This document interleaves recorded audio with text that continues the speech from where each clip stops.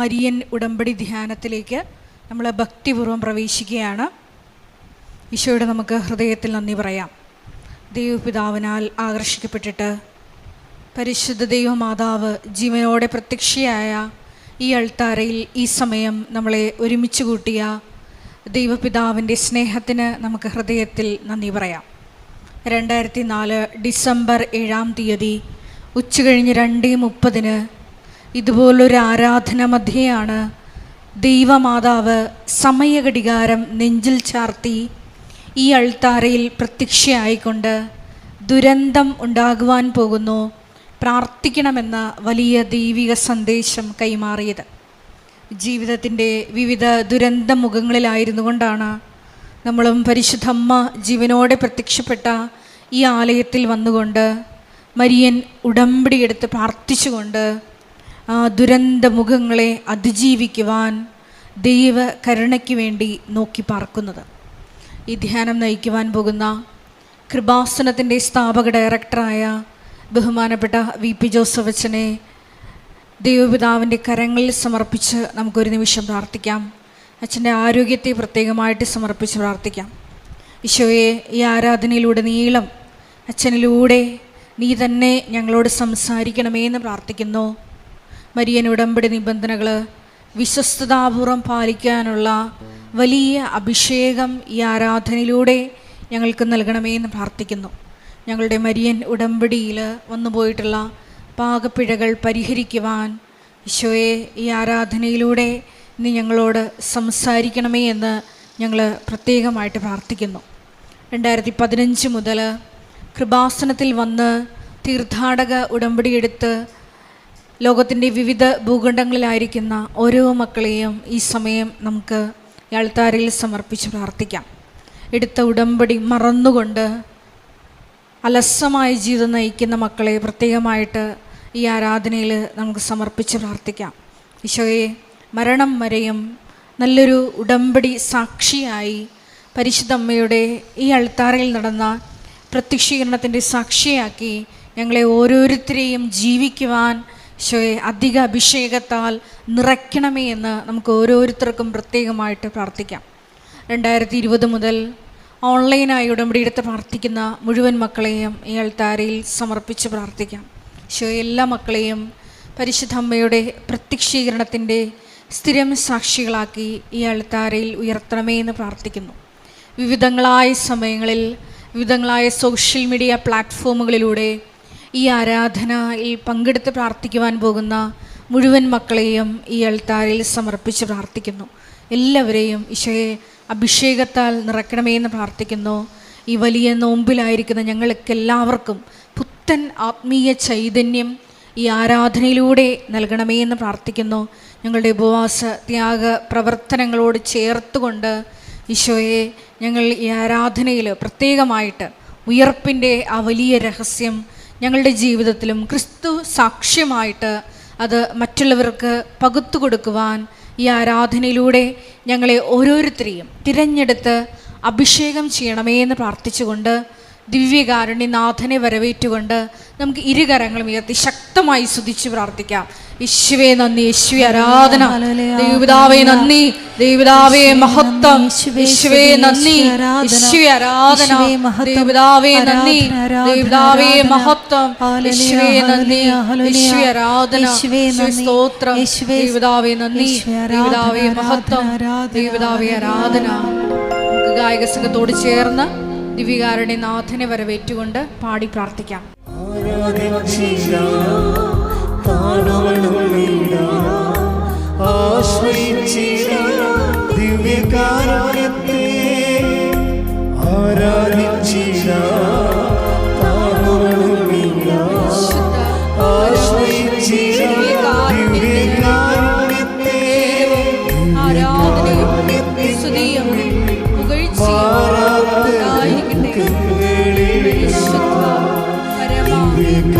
കാരുണ്യത്തിന് നേരവും ആരാധനയും സ്തുതിയും പുകഴ്ചയും ഉണ്ടായിരിക്കട്ടെ. പരിശുദ്ധ പരമ കാരുണ്യത്തിന് നേരവും ആരാധനയും സ്തുതിയും പുകഴ്ചയും ഉണ്ടായിരിക്കട്ടെ.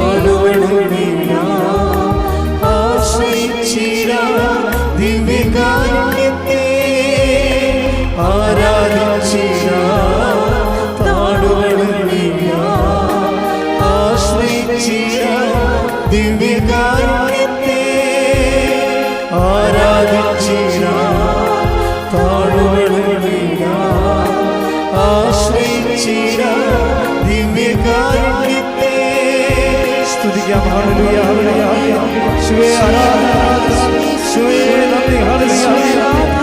യേശുവേ മഹത്വം മഹത്വം മഹത്വം. ആരാധന ആരാധന ആരാധന. യേശുവേ നന്ദി. യേശുവേ സ്തുതി. യേശുവേ ആരാധന.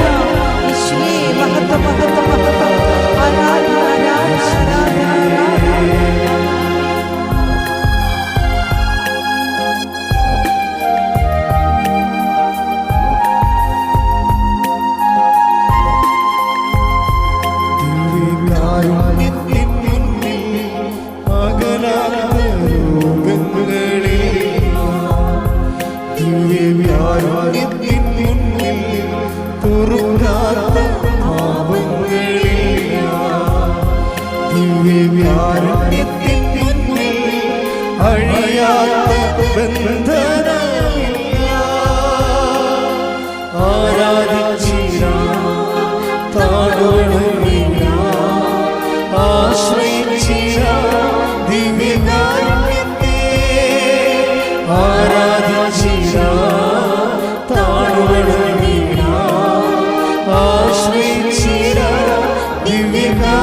എല്ലാവരും ചേർന്ന് പാടാം.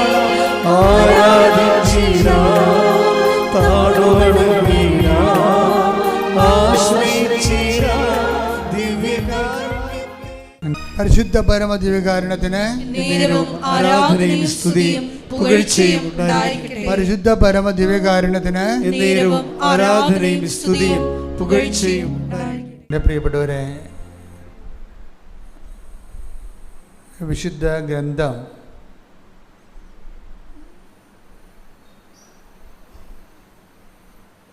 അതിൻ്റെ ഓരോ വചനങ്ങളും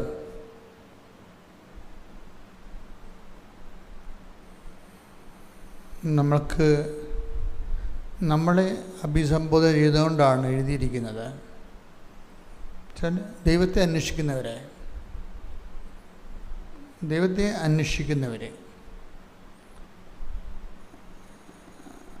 അപ്പം അന്വേഷിക്കാൻ തോന്നണത് തന്നെ ഒരു ദൈവദാനമാണ്. ശൂന്യത ഓരിയിടുന്ന സ്ഥലത്ത് ഞാൻ നിന്നെ കണ്ടെത്തിയെന്ന്. അപ്പം നമ്മൾ ദൈവത്തെ കണ്ടെത്തുന്നതിനേക്കാൾ പ്രധാനപ്പെട്ടതാണ് ദൈവം നമ്മളെ കണ്ടെത്തണത്. കാര്യം നമുക്കിപ്പോൾ ദൈവത്തെ അന്വേഷിക്കണമെന്ന് ഒരു ആഗ്രഹം ഉണ്ടെങ്കിൽ, അന്വേഷിക്കാൻ ദൈവത്തെ കണ്ടെത്താൻ പറ്റുന്ന പരിസരങ്ങളിൽ നമ്മൾ വന്നിട്ടുണ്ടെങ്കിൽ, അത് നമ്മൾ ദൈവത്തെ കണ്ടെത്തുന്നതിനേക്കാൾ ഉപരി ദൈവം നമ്മളെ കണ്ടെത്തുന്നതിൻ്റെ രീതിയാണ് ബൈബിൾ വെളിപ്പെടുത്തുന്നത്. Take the word of God. ശ്രുതിക്കട്ടെ. ഹല്ലേലൂയ, ഹല്ലേലൂയ, ഹല്ലേലൂയ, ഹല്ലേലൂയ. യേശുവേ നന്ദി. ഹല്ലേലൂയ, ഹല്ലേലൂയ. യേശുവേ സ്തുതി. യേശുവേ ആരാധന ആരാധന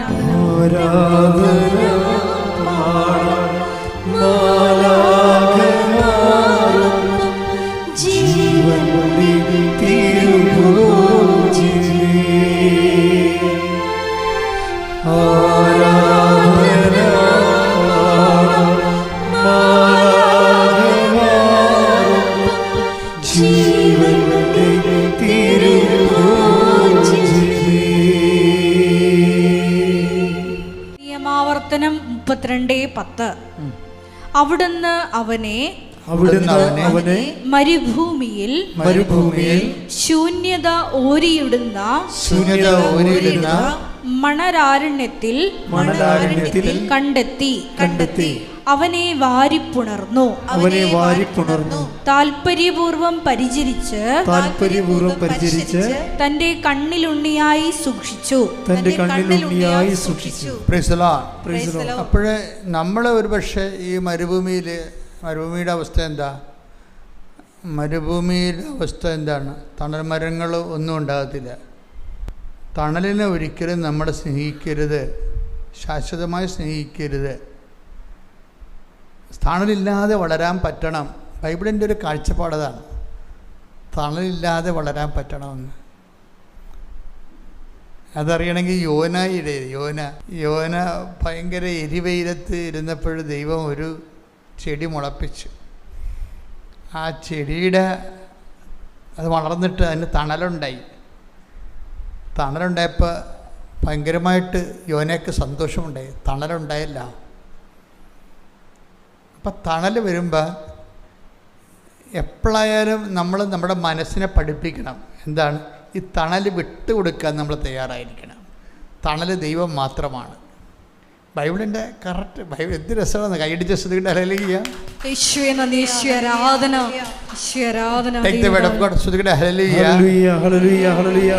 യോന 4-ാം അധ്യായം 6-7 തിരുവചനങ്ങൾ. യോന 4:6-7. യോനായിക്ക് തണലും ആശ്വാസവും നൽകുന്നതിന് ദൈവമായ കർത്താവ് ഒരു ചെടി മുളപ്പിച്ചു. ആ ചെടി കണ്ട് യോന അത്യധികം സന്തോഷിച്ചു. ഒരു തണല് വന്നപ്പോൾ ഭയങ്കര സന്തോഷമായി ആളിനെ. പക്ഷെ നമ്മൾ സന്തോഷത്തെ കല്യാണം കഴിച്ചുകൊണ്ട് അതിൻ്റെ കൂടെ ജീവിക്കാനൊന്നും പറ്റത്തില്ല നമുക്ക്.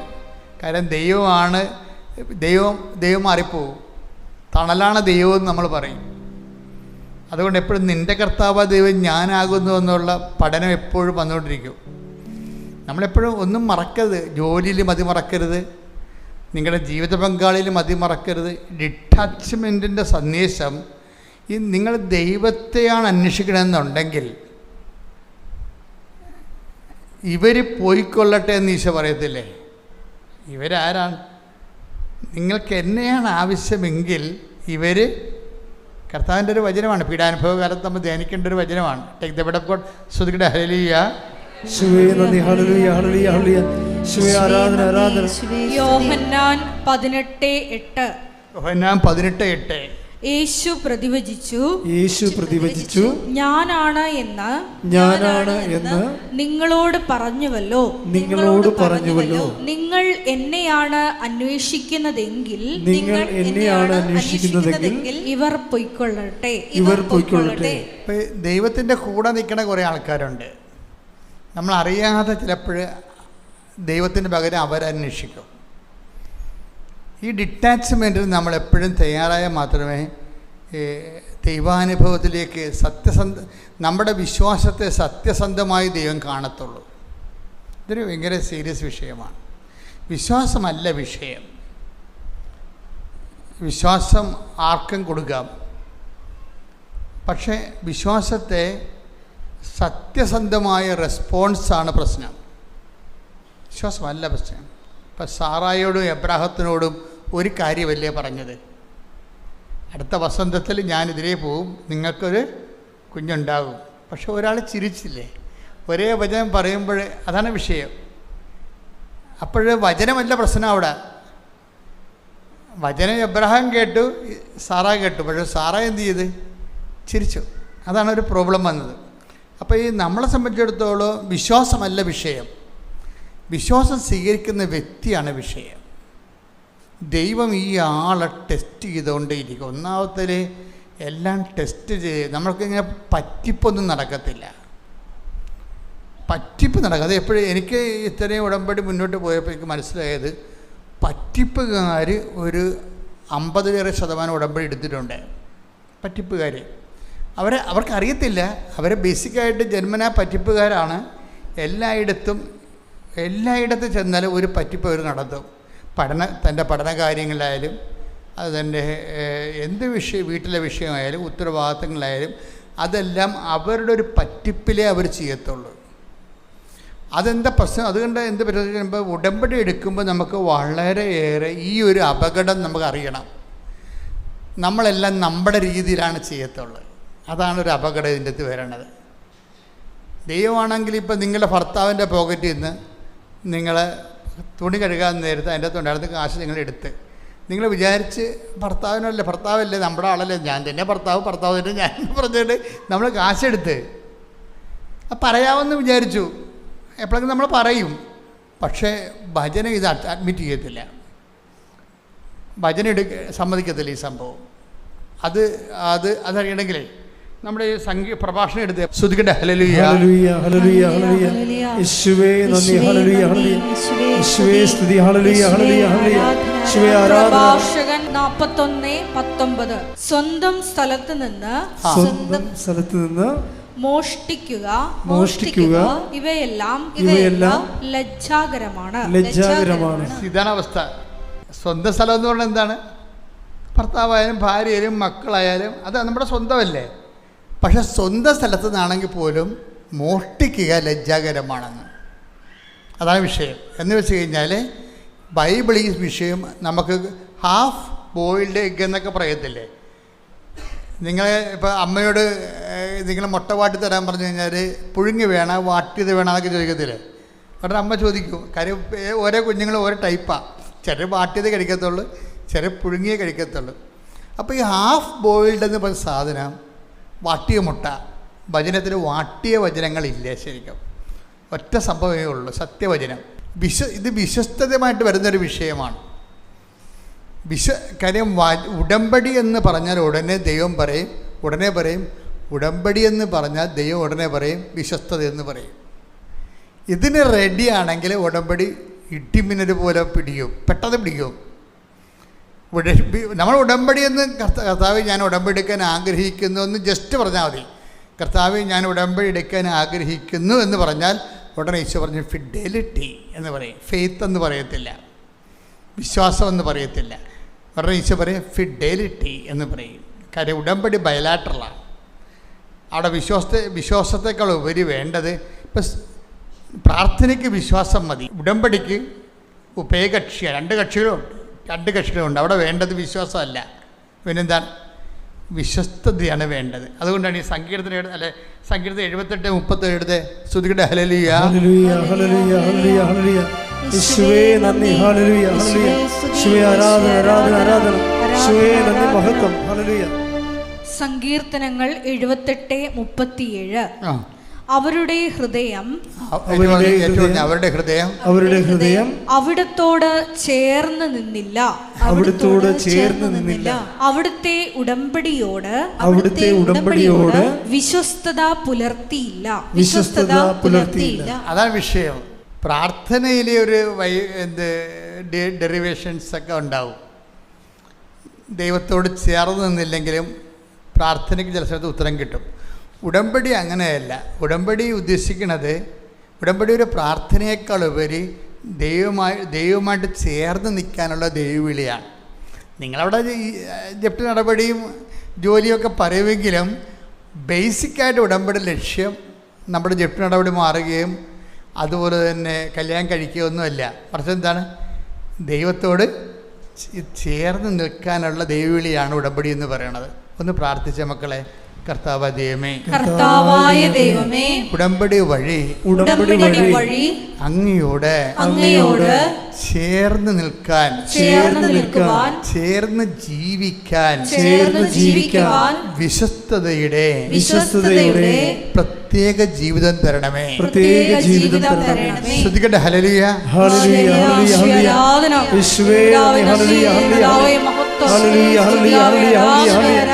വിശ്വസ്താപൂർവ്വം പാലിക്കുവാൻ ആരാധനയിലൂടെ ഞങ്ങളെ അഭിഷേകം ചെയ്യണമേ. യേശുവേ നന്ദി.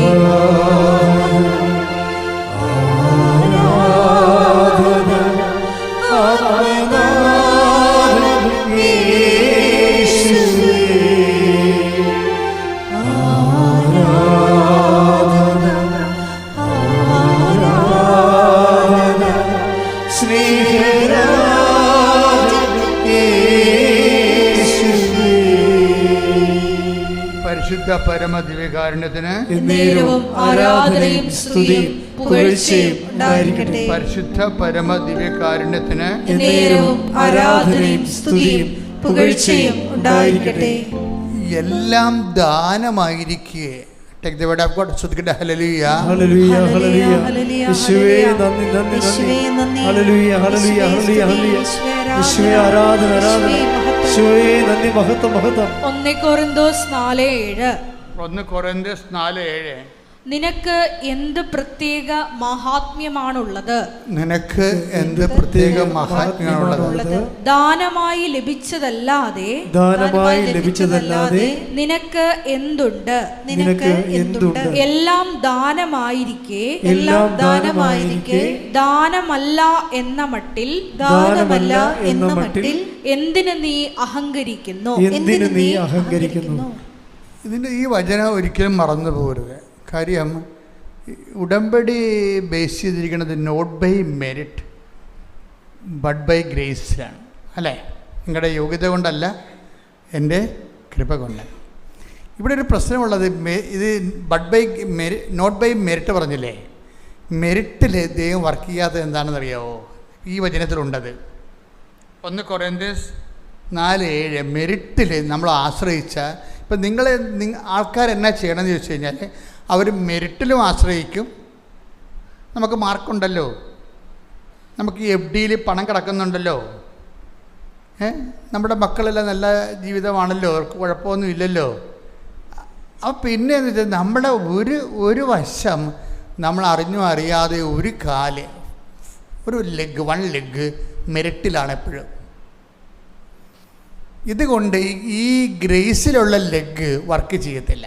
അതുകൊണ്ടാണ് അത്. അപ്പം നമ്മൾ പകുതി മെരിറ്റിലും, ആൾക്കാരെങ്ങനെയാണ് നമ്മളെ പഠിപ്പിച്ചിരിക്കണം, അങ്ങനെയാണല്ല, താൻ പാതി പറയും. പക്ഷേ ബിബ്ലിക്കലായിട്ടത് ഒക്കത്തില്ല. ബിബ്ലിക്കലായിട്ടത് എല്ലാം ദാനമാണെന്ന് പറഞ്ഞത്. എവരിത്തിങ് ഇസ് ഗ്രേസ് എന്നാണ്, മെരിറ്റ് എന്നല്ല പറയണത്. എല്ലാം ദാനം. നിൻ്റെ മക്കൾ ദാനം, നിൻ്റെ ആരോഗ്യം ദാനം. ഇപ്പം തന്നെ എന്താ പറയണത്? ശൂന്യത ഓരിയിടുന്ന സ്ഥലമെന്ന് പറഞ്ഞാൽ എന്താണ്? മരുഭൂമിയല്ലേ? മരുഭൂമിയിൽ നീ എന്നെ കണ്ടെത്തുകയല്ലേ ചെയ്യണത്, ഞാൻ നിന്നെ കണ്ടെത്തിയെന്നാണ് വചനം. ആ വചനം ഭയങ്കര രസമാണ്. ഇപ്പം നിങ്ങൾക്കിപ്പോൾ സാമ്പത്തിക കടത്തിൻ്റെ ഒരു കാലമാണെന്ന് ചോദിച്ചത്, നിങ്ങൾ മരുഭൂമിയിലാണ്, നിങ്ങളുടെ തണലില്ല അവിടെ. കാര്യം നിങ്ങൾക്ക് തരാമെന്ന് പറഞ്ഞ ആൾക്കാർ നിങ്ങളെ കടത്തില്ല. തണലെങ്ങനെ ഉണ്ടാണ്? അപ്പോൾ നിങ്ങൾ മരുഭൂമിയിലാണ്. പക്ഷെ നിങ്ങൾ മരുഭൂമിയിലാണെങ്കിലും നിങ്ങൾ ഉടമ്പടിയിലാണ്. അതാര് കണ്ടെത്തിയതാ? ശൂന്യത ഓരിയിടുന്ന സ്ഥലത്ത് ഞാൻ നിന്നെ കണ്ടെത്തി. കൈയടിച്ച് സ്തുതിക്കട്ടെ. ഹല്ലേലൂയ.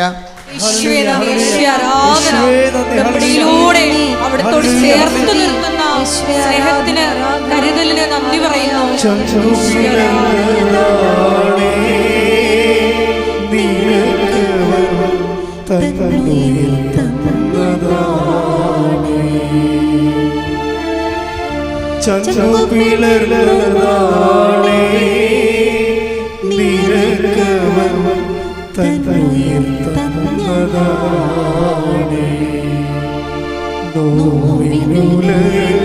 പ്രിയ പ്രാണനുലഞ്ഞപ്പോ നിൻമുഖം കണ്ടതാണേ, നെഞ്ചിലവൻ നിന്നെ വഹിച്ചതാണേ. നോവിനുലയിൽ പ്രിയ പ്രാണനുലഞ്ഞപ്പോ നിൻമുഖം കണ്ടതാണേ, നെഞ്ചിലവൻ നിന്നെ വഹിച്ചതാണേ. പരിശുദ്ധ പരമദിവ്യകാരുണ്യത്തിന് ആരാധനയും സ്തുതിയും പുകഴ്ചയും ഉണ്ടായിരിക്കട്ടെ. നിയമാവർത്തനം 7:9 വായിച്ച് സ്തുതിക്കട്ടെ. ഹല്ലേലൂയ, ഹല്ലേലൂയ, ഹല്ലേലൂയ. യേശുവേ നന്ദി, യേശുവേ സ്തുതി. ഹല്ലേലൂയ, ഹല്ലേലൂയ, ഹല്ലേലൂയ, ഹല്ലേലൂയ. യേശുവേ ആരാധന, ആരാധന. യേശുവേ നന്ദി, മഹത്വം. നിയമാവർത്തനം 7:9. അതിനാൽ നിങ്ങൾ അറിഞ്ഞുകൊള്ളുക, അതിനാൽ നിങ്ങൾ അറിഞ്ഞുകൊള്ളുക, നിങ്ങളുടെ ദൈവമായ കർത്താവാണ് ദൈവം. നിങ്ങളുടെ ദൈവമായ കർത്താവാണ് ദൈവം. തന്നെ സ്നേഹിക്കുകയും തന്റെ കൽപ്പന പാലിക്കുകയും ചെയ്യുന്നവനോട് 1000 തലമുറകൾ വരെ ഉടമ്പടി പാലിക്കുകയും അചഞ്ചലമായ സ്നേഹം പ്രകടിപ്പിക്കുകയും ചെയ്യുന്ന വിശ്വസ്തനായ ദൈവം. ഇതിപ്പോൾ എടുക്കാൻ കാര്യം എന്ന് വെച്ച് കഴിഞ്ഞാൽ, ഞാൻ ഇങ്ങനെ ധ്യാനിപ്പിച്ചുകൊണ്ടിരിക്കുന്ന സമയത്ത് പരിശുദ്ധാത്മാവ് പറഞ്ഞു, ഉടമ്പടി ആർക്കാണ് എടുക്കാൻ പറ്റണത്? വിശ്വസ്തത എന്ന് പറയുന്നത് ദൈവസ്നേഹം ഉണ്ടെങ്കിലേ വിശ്വസ്തത ഉണ്ടാകത്തുള്ളെന്ന്. സാങ്കേതിക വിശ്വസ്തത, ടെക്നിക്കൽ ഫിഡലിറ്റി നമുക്ക് വേണേൽ കാണിക്കാം. Technical fidelity. അപ്പോൾ ഈ രാജാക്കന്മാർ തമ്മിൽ പൊളിറ്റിക്കൽ ഫിഡലിറ്റി ഇല്ലേ,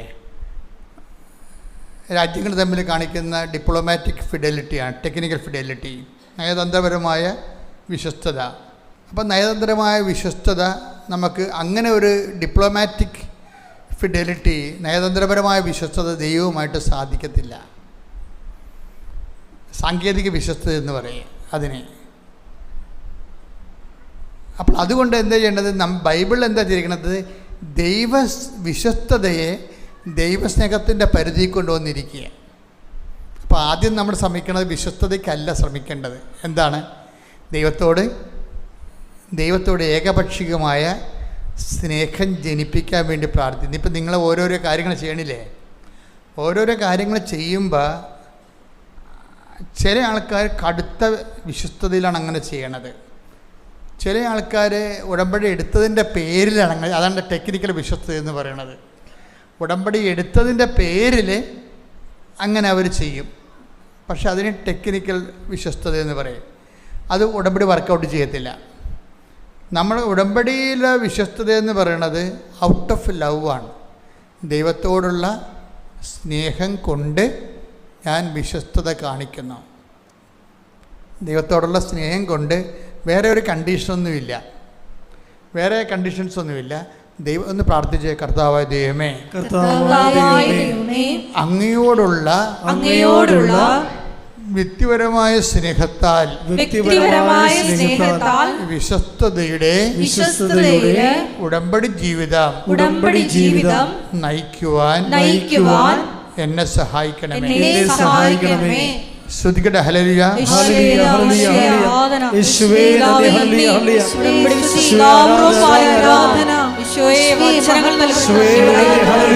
സ്വീകരിക്കുവാൻ ഞങ്ങളുടെ ഹൃദയങ്ങളെ ഒരുക്കണമേ എന്ന് പ്രാർത്ഥിക്കുന്നു. ആരാധന,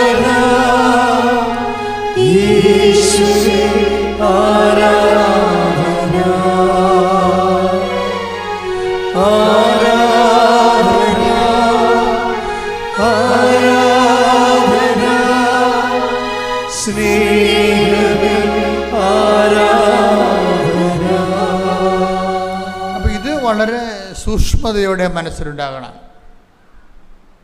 ഈ സ്നേഹത്തിനൊരു കുഴപ്പമുള്ളത് കണ്ടുകഴിഞ്ഞാൽ ഈ സ്നേഹം ചില സമയത്ത് തണുത്തു പോകും.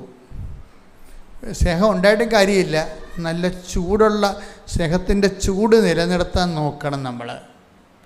അല്ല നമ്മുടെ ഭാഗത്ത് ചെയ്യണം. സ്നേഹം അതായത് ഇങ്ങനെ ആക്ഷൻ ഇല്ലാതിരുന്ന ഓട്ടോമാറ്റിക്കായിട്ട് ഇപ്പം നമ്മൾ അടപ്പില്ല, നമ്മൾ എവിടെയെങ്കിലും പോയിട്ട് വരുന്നു 2 ദിവസം 3 ദിവസം 2 ദിവസം. ഇപ്പോൾ പണ്ട് ഇപ്പോഴല്ലേ നിങ്ങൾ അടപ്പിലേക്ക് തിരിച്ചു വരുന്നത്? യുദ്ധം തുടങ്ങിയപ്പോൾ എല്ലാവരും അടപ്പിലേക്ക് തിരിച്ചു വരാൻ തുടങ്ങി. ഇത് അപ്പുറത്തെ ഹോട്ടലിലൊക്കെ മുറ്റത്തിട്ട് വിറക് കൊണ്ട് പഴയ കഞ്ഞി വെക്കണവർ. ഇപ്പം അടപ്പിലേക്ക് മനുഷ്യൻ തിരിച്ചു വരികയാണ്. ഇത് എല്ലാത്തിലേക്കും തിരിച്ചു വരേണ്ടി വരും. എല്ലാത്തിലേക്കും കാലങ്ങൾ ചെല്ലുന്തോറും പുതിയ പുതിയ പ്രശ്നങ്ങൾ വരുമ്പോൾ എല്ലാത്തിലേക്കും നമ്മൾ ഉപേക്ഷിച്ച് കളഞ്ഞതിലേക്ക് തിരിച്ചു വരേണ്ടി വരും. പണ്ടൊക്കെ അടപ്പൊക്കെ നമ്മൾ വീടുകളിൽ നിന്ന് വിട്ടുപോയാൽ ഒരു 5-6 ദിവസം കഴിഞ്ഞ് വരുമ്പോൾ നമ്മൾ അടപ്പ് കല്ലൊക്കെ പൊക്കി നോക്കുമ്പോൾ അതിൻ്റെ അകത്ത് ഇരട്ടവാലൻ പുതിയ ആൾക്കാരൊക്കെ താമസം തുടങ്ങും അവിടെ. കാര്യം അടപ്പ് തണുത്തത് കൊണ്ടാണ്. അടപ്പ് തണുത്തു കഴിഞ്ഞാലുള്ള കുഴപ്പം വെച്ചാൽ വേറെ ആൾക്കാർ കയറി അതിൻ്റെ താമസിക്കും. അതിൻ്റെ മെയിൻ ആളാണ് ഇരട്ടവാലിനും തേരിട്ടയൊക്കെ. ഇതുപോലെയാണ് ദൈവത്തോടുള്ള സ്നേഹം തണുത്താൽ വേറെ താല്പര്യങ്ങൾ കയറി വരും. അതെപ്പോഴും നമ്മൾ സാധാരണ സ്നേഹം എപ്പോഴും ചൂടായിട്ട് നിലനിർത്തണം. ദൈവത്തോടുള്ള സ്നേഹം നമുക്ക് തണുത്താൽ വേറെ താല്പര്യങ്ങൾ കയറി വരും. ദൈവമാണെങ്കിൽ ഇതൊന്നും കോംപ്രമൈസ് ചെയ്യത്തില്ല, ഒരു കോംപ്രമൈസും ഇല്ല. അത് എപ്പോഴും എൻ്റെ കാര്യം ഈ പുത്രനെ ഇൻവെസ്റ്റ് ചെയ്തിരിക്കണ കാരണം, തൻ്റെ ഏകജാതനെ തന്നെ നൽകിയിരിക്കുന്ന കാരണം, ദൈവം നമ്മളോട് പറഞ്ഞിട്ടുള്ള വചനത്തിന് അങ്ങനെയുള്ളവർ മാത്രം ഇൻവെസ്റ്റ് ചെയ്താൽ മതി എന്നുള്ള നിലപാടാണ്. അതാണ് വിഷയം. അങ്ങനെയുള്ളവർ, അതായത് അത് സത്യസന്ധമായിട്ട് ദൈവത്തിൻ്റെ കൂടെ നിൽക്കാൻ പറ്റുന്നവരെ മാത്രം വിശ്വാസത്തിൽ ജീവിച്ചാൽ മതി. അതുകൊണ്ടാണ് ബൈബിൾ അവസാനിക്കുമ്പോൾ പറയാറില്ല, വ്യഭിചരിക്കണമെങ്കിൽ ഞങ്ങൾക്ക് വ്യഭിചരിക്കാൻ കേട്ടോ, പ്രശ്നങ്ങളൊന്നും ഇല്ലെന്ന് പറയും. ബൈബിൾ മാത്രമേ അങ്ങനെ പറയുന്നുള്ളൂ. വ്യഭിചരിക്കണമെങ്കിൽ നിങ്ങൾക്ക് വ്യഭിചരിക്കാം, പ്രശ്നങ്ങളൊന്നും ഇല്ലെന്ന് പറയും. ഭജനമാണ് പറഞ്ഞത്. നിങ്ങളെ ഭാഗമൊന്നും എടുത്ത് കേട്ടോ, കക്കണേ കക്കാം, പ്രശ്നങ്ങളൊന്നും ഇല്ലെന്ന് പറയും. എന്താ ആരോടാ പറയണത്? ദൈവം ചില ആൾക്കാരുടെ പേര് വിട്ടു. കുറേ നാൾ ജീവിച്ച് കഴിയുമ്പോൾ ഇവരെ കൂടെ ജീവിക്കാൻ പറ്റാത്ത ആൾക്കാരെ കണ്ടു കഴിഞ്ഞാൽ പക്കയായിട്ട് സെപ്പറേറ്റ് ചെയ്ത് കളയും. ഇനി നിനക്ക് കൽപ്പനയൊന്നുമില്ല, മാതാപിതാക്കന്മാരെ ബഹുമാനിക്കുക, കൊല്ലരുത്, വ്യഭിചാരം ചെയ്യരുത്, കള്ളസാക്ഷ്യം നൽകരുത്, അങ്ങനെയുള്ള കൽപ്പനകളെല്ലാം ഞാൻ പിൻവലിക്കുകയാണ്, നിനക്ക് നിൻ്റെ ജീവിതം എന്ന് പറയും. വെച്ചാൽ സൈ കെട്ടിട്ട് കട്ട് ചെയ്ത് കളയണതാണ്. വചനം വെളിപാടാണ് ലാസ്റ്റ് കർത്താവിൻ്റെ പുസ്തകമുള്ളത്. അവിടെ ഈ ആളെ പുറത്താക്കിയിട്ടാണ് ബൈബിൾ അവസാനിക്കുന്നത്. അപ്പോൾ അവസ്ഥ മനസ്സിലായില്ലേ? വെളിപാട് 22:11 ലാസ്റ്റ് അധ്യായമായി. എന്താ വെളിപാട് 22:11 കേട്ടോ. അനീതി ചെയ്തിരുന്നവൻ ഇനിയും അനീതി ചെയ്തു കൊള്ളട്ടെ. ഇത്രയും നാളെ പറഞ്ഞത് എന്താണ്? ഈ 3 ലക്ഷം വാക്കുകളുണ്ട് ബൈബിളിൽ. 4000 കൊല്ലം എടുത്താണ് ഇത് വെളിപ്പെടുത്തിയത്. ഈ 4000 കൊല്ലം പറഞ്ഞുകൊണ്ടിരുന്നത് അനീതി ചെയ്യരുതെന്നാണ് പറയണത്. അവസാനം കയറി തട്ടണ കണ്ടില്ലേ? എന്താ പറയണത്? കൽപ്പനയെല്ലാം പിൻവലിക്കുന്നു. എല്ലാവരുടേതും അല്ല. നേരത്തെ പറഞ്ഞ പോലെ ചേർന്ന് നിൽക്കാൻ പറ്റാത്ത ആൾക്കാരുടെ അവർക്കുള്ള കൽപ്പനകൾ പിൻവലിക്കുന്നു. നിങ്ങൾക്ക് എന്താ മനസ്സിനിണങ്ങിയത്? അബോർഷനെങ്കിൽ അബോർഷൻ, വ്യഭിചാരമെങ്കിൽ വ്യഭിചാരം, 5 കെട്ടുകയാണെങ്കിൽ 5 കെട്ടുക, എന്താണെന്ന് വെച്ചാൽ കാണിക്കുക. നോക്കി അത്രയും ക്ലിയറാണ് സംഭവം. അവിടെ വെച്ചാൽ എല്ലാം ക്ലിയർ. എന്ന് വെച്ചാൽ കണക്ക് തീർക്കുകയാണ്. എനിക്ക് ആ ഭാഗം വായിക്കുമ്പോൾ പേടി തോന്നും ശരിക്കും. എന്നുവെച്ചാൽ എന്താ പ്രശ്നം വെച്ച് കഴിഞ്ഞാൽ ഇവരെ ദൈവം കൂട്ടണത് ഭീരുക്കൾ എന്നാണ്. ഭീരുക്കൾ പിന്നെ എന്താണ്? ഇങ്ങനെ ദൈവത്തിൻ്റെ വഴികളിൽ നിന്ന് വിട്ടു നിൽക്കുന്നവരെ വചനം പാലിക്കാനുള്ള ധൈര്യമില്ലാത്ത ആൾക്കാരാണ്. അവരെ വചനം വിളിക്കുന്നത് ഭീരുക്കളെന്നും അവിശ്വാസികളെന്നാണ് വിളിക്കുന്നത്. അവർക്കുള്ള മറുപടിയും മരുന്നുമൊക്കെ ഉണ്ട്. എന്താ വെച്ചാൽ ഭീരുക്കൾ, അവിശ്വാസികൾ. ശ്രദ്ധിക്കട്ടെ. ഹല്ലേലൂയ, ഹല്ലേലൂയ, ഹല്ലേലൂയ, ഹല്ലേലൂയ, ഹല്ലേലൂയ. യേശുവേ നന്ദി. ഹല്ലേലൂയ, ഹല്ലേലൂയ, ഹല്ലേലൂയ, ഹല്ലേലൂയ. യേശുവേ ആരാധന, ആരാധന, ആരാധന. യേശുവേ നന്ദി, മഹത്വം. ഹല്ലേലൂയ,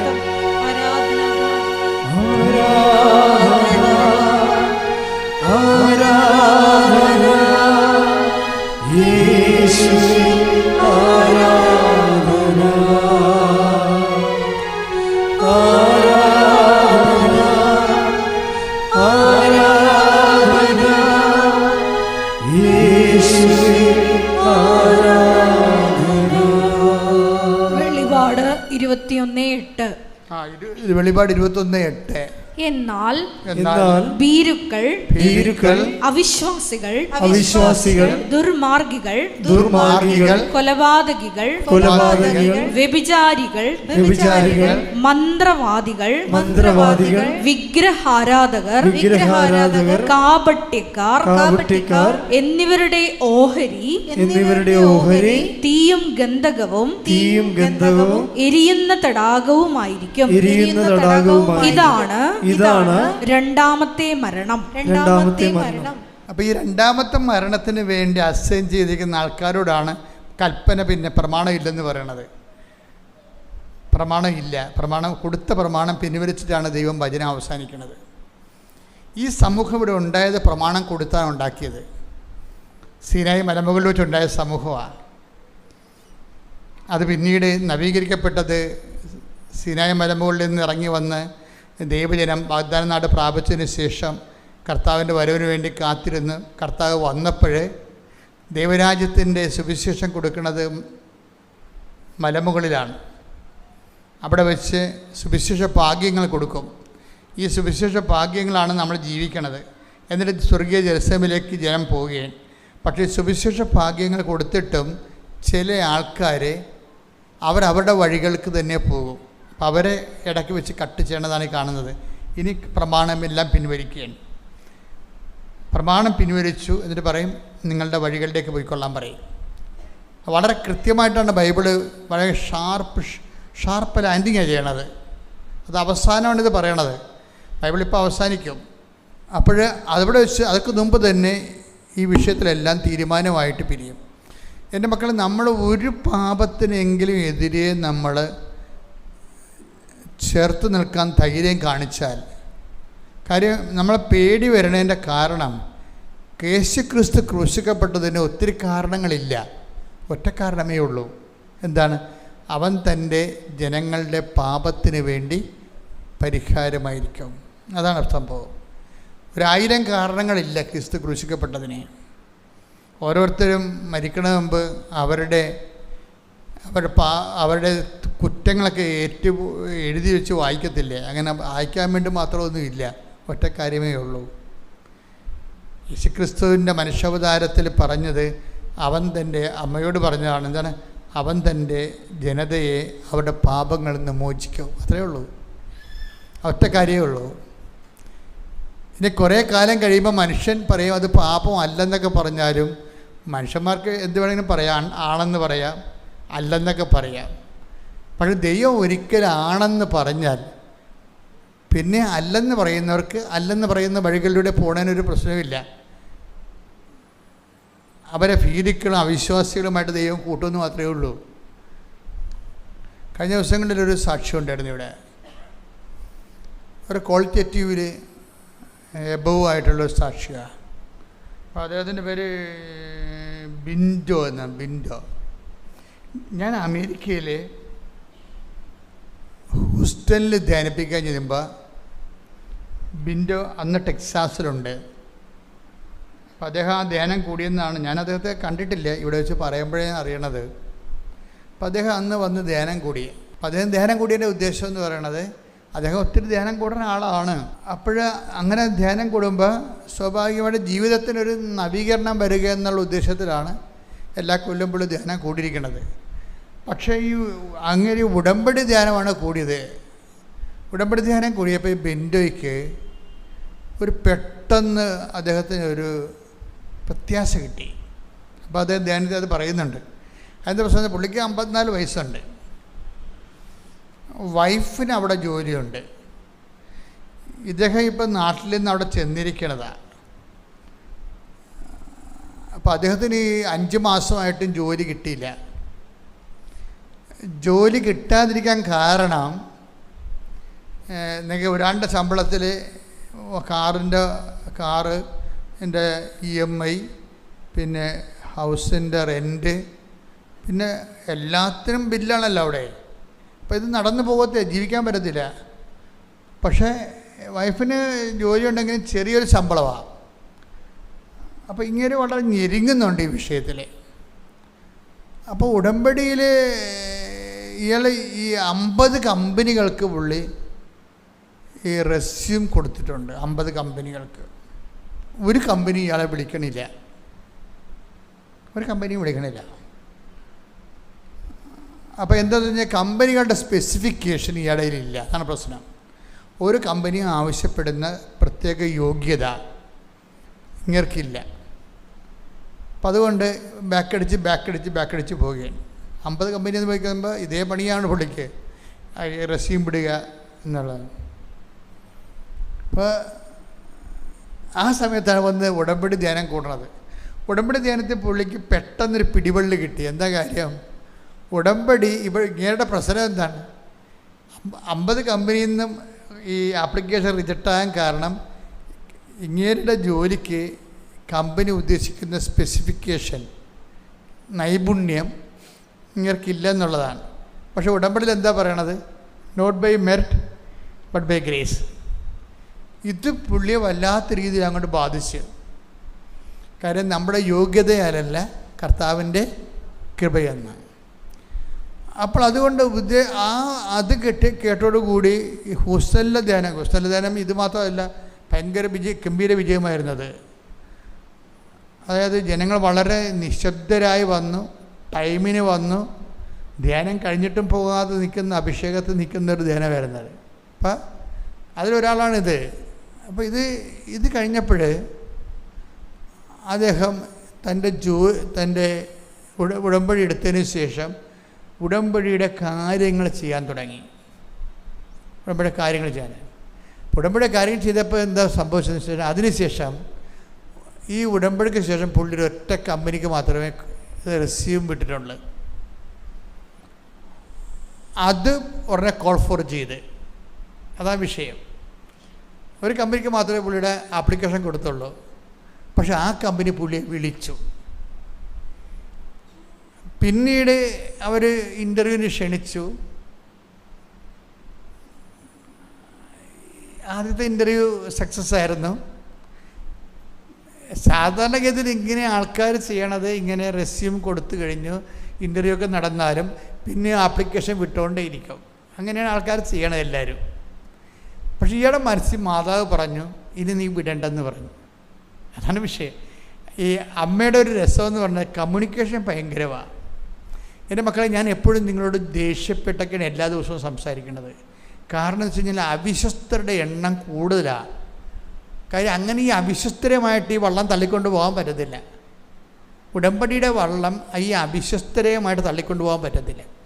അതുകൊണ്ട് അവിശ്വസ്തരെ ഉടമ്പടി എടുക്കാതിരിക്കാൻ വേണ്ടിയാണ് ഞാൻ എപ്പോഴും എല്ലാ ദിവസവും കുർബാന അടപ്പിക്കുമ്പോൾ ഞാൻ പറയും, നിങ്ങൾ എടുക്കരുതെന്ന് പറയും. എന്താ കാര്യം? അവർ വയറ്റിപ്പഴപ്പ് കൊണ്ട് തൽക്കാലത്തിൻ്റെ കാര്യസാധ്യത വേണ്ടി എടുക്കേണ്ടതാണ്. പക്ഷേ മറ്റുള്ളവരും പണി പിടിക്കും. കാര്യം 10 പേരെടുത്താൽ ആ വിശ്വസ്തരായ ആൾക്കാർക്ക് മാത്രമല്ല എടുക്കത്തുള്ളൂ, ബാക്കിയുള്ളവരെല്ലാം തള്ളപ്പെടത്തില്ലേ. അപ്പോൾ ഈ തള്ളപ്പെട്ട സാധനത്തിനെ പിശാച് ഉപയോഗിക്കും. നാട്ടിൽ പറയുമ്പോൾ പറയും, ഞാൻ ഉടമ്പടി എടുത്താണ്, എന്നിട്ട് കാര്യമൊന്നും നടന്നില്ലെന്ന് പറയും. അതാണ് വിഷയം. അപ്പം അതുകൊണ്ട് ഞാൻ എല്ലാ ദിവസവും ശരിക്കും ഇവരെ പറയും, നിങ്ങൾ ആലപ്പുഴ വരാനുള്ള യോഗ്യതയില്ലാത്ത ആൾക്കാരാണ്, ദയവായിട്ട് ഉടമ്പടി എടുക്കരുതെന്ന് എല്ലാ ദിവസവും പറയും. കാര്യം അവിശ്വസ്തരുടെ ഇവരെന്തെങ്കിലും ഒപ്പിക്കാൻ വേണ്ടി ഇരിക്കണവരാണ്. പക്ഷേ ഈ മനുഷ്യൻ അങ്ങനെയല്ല.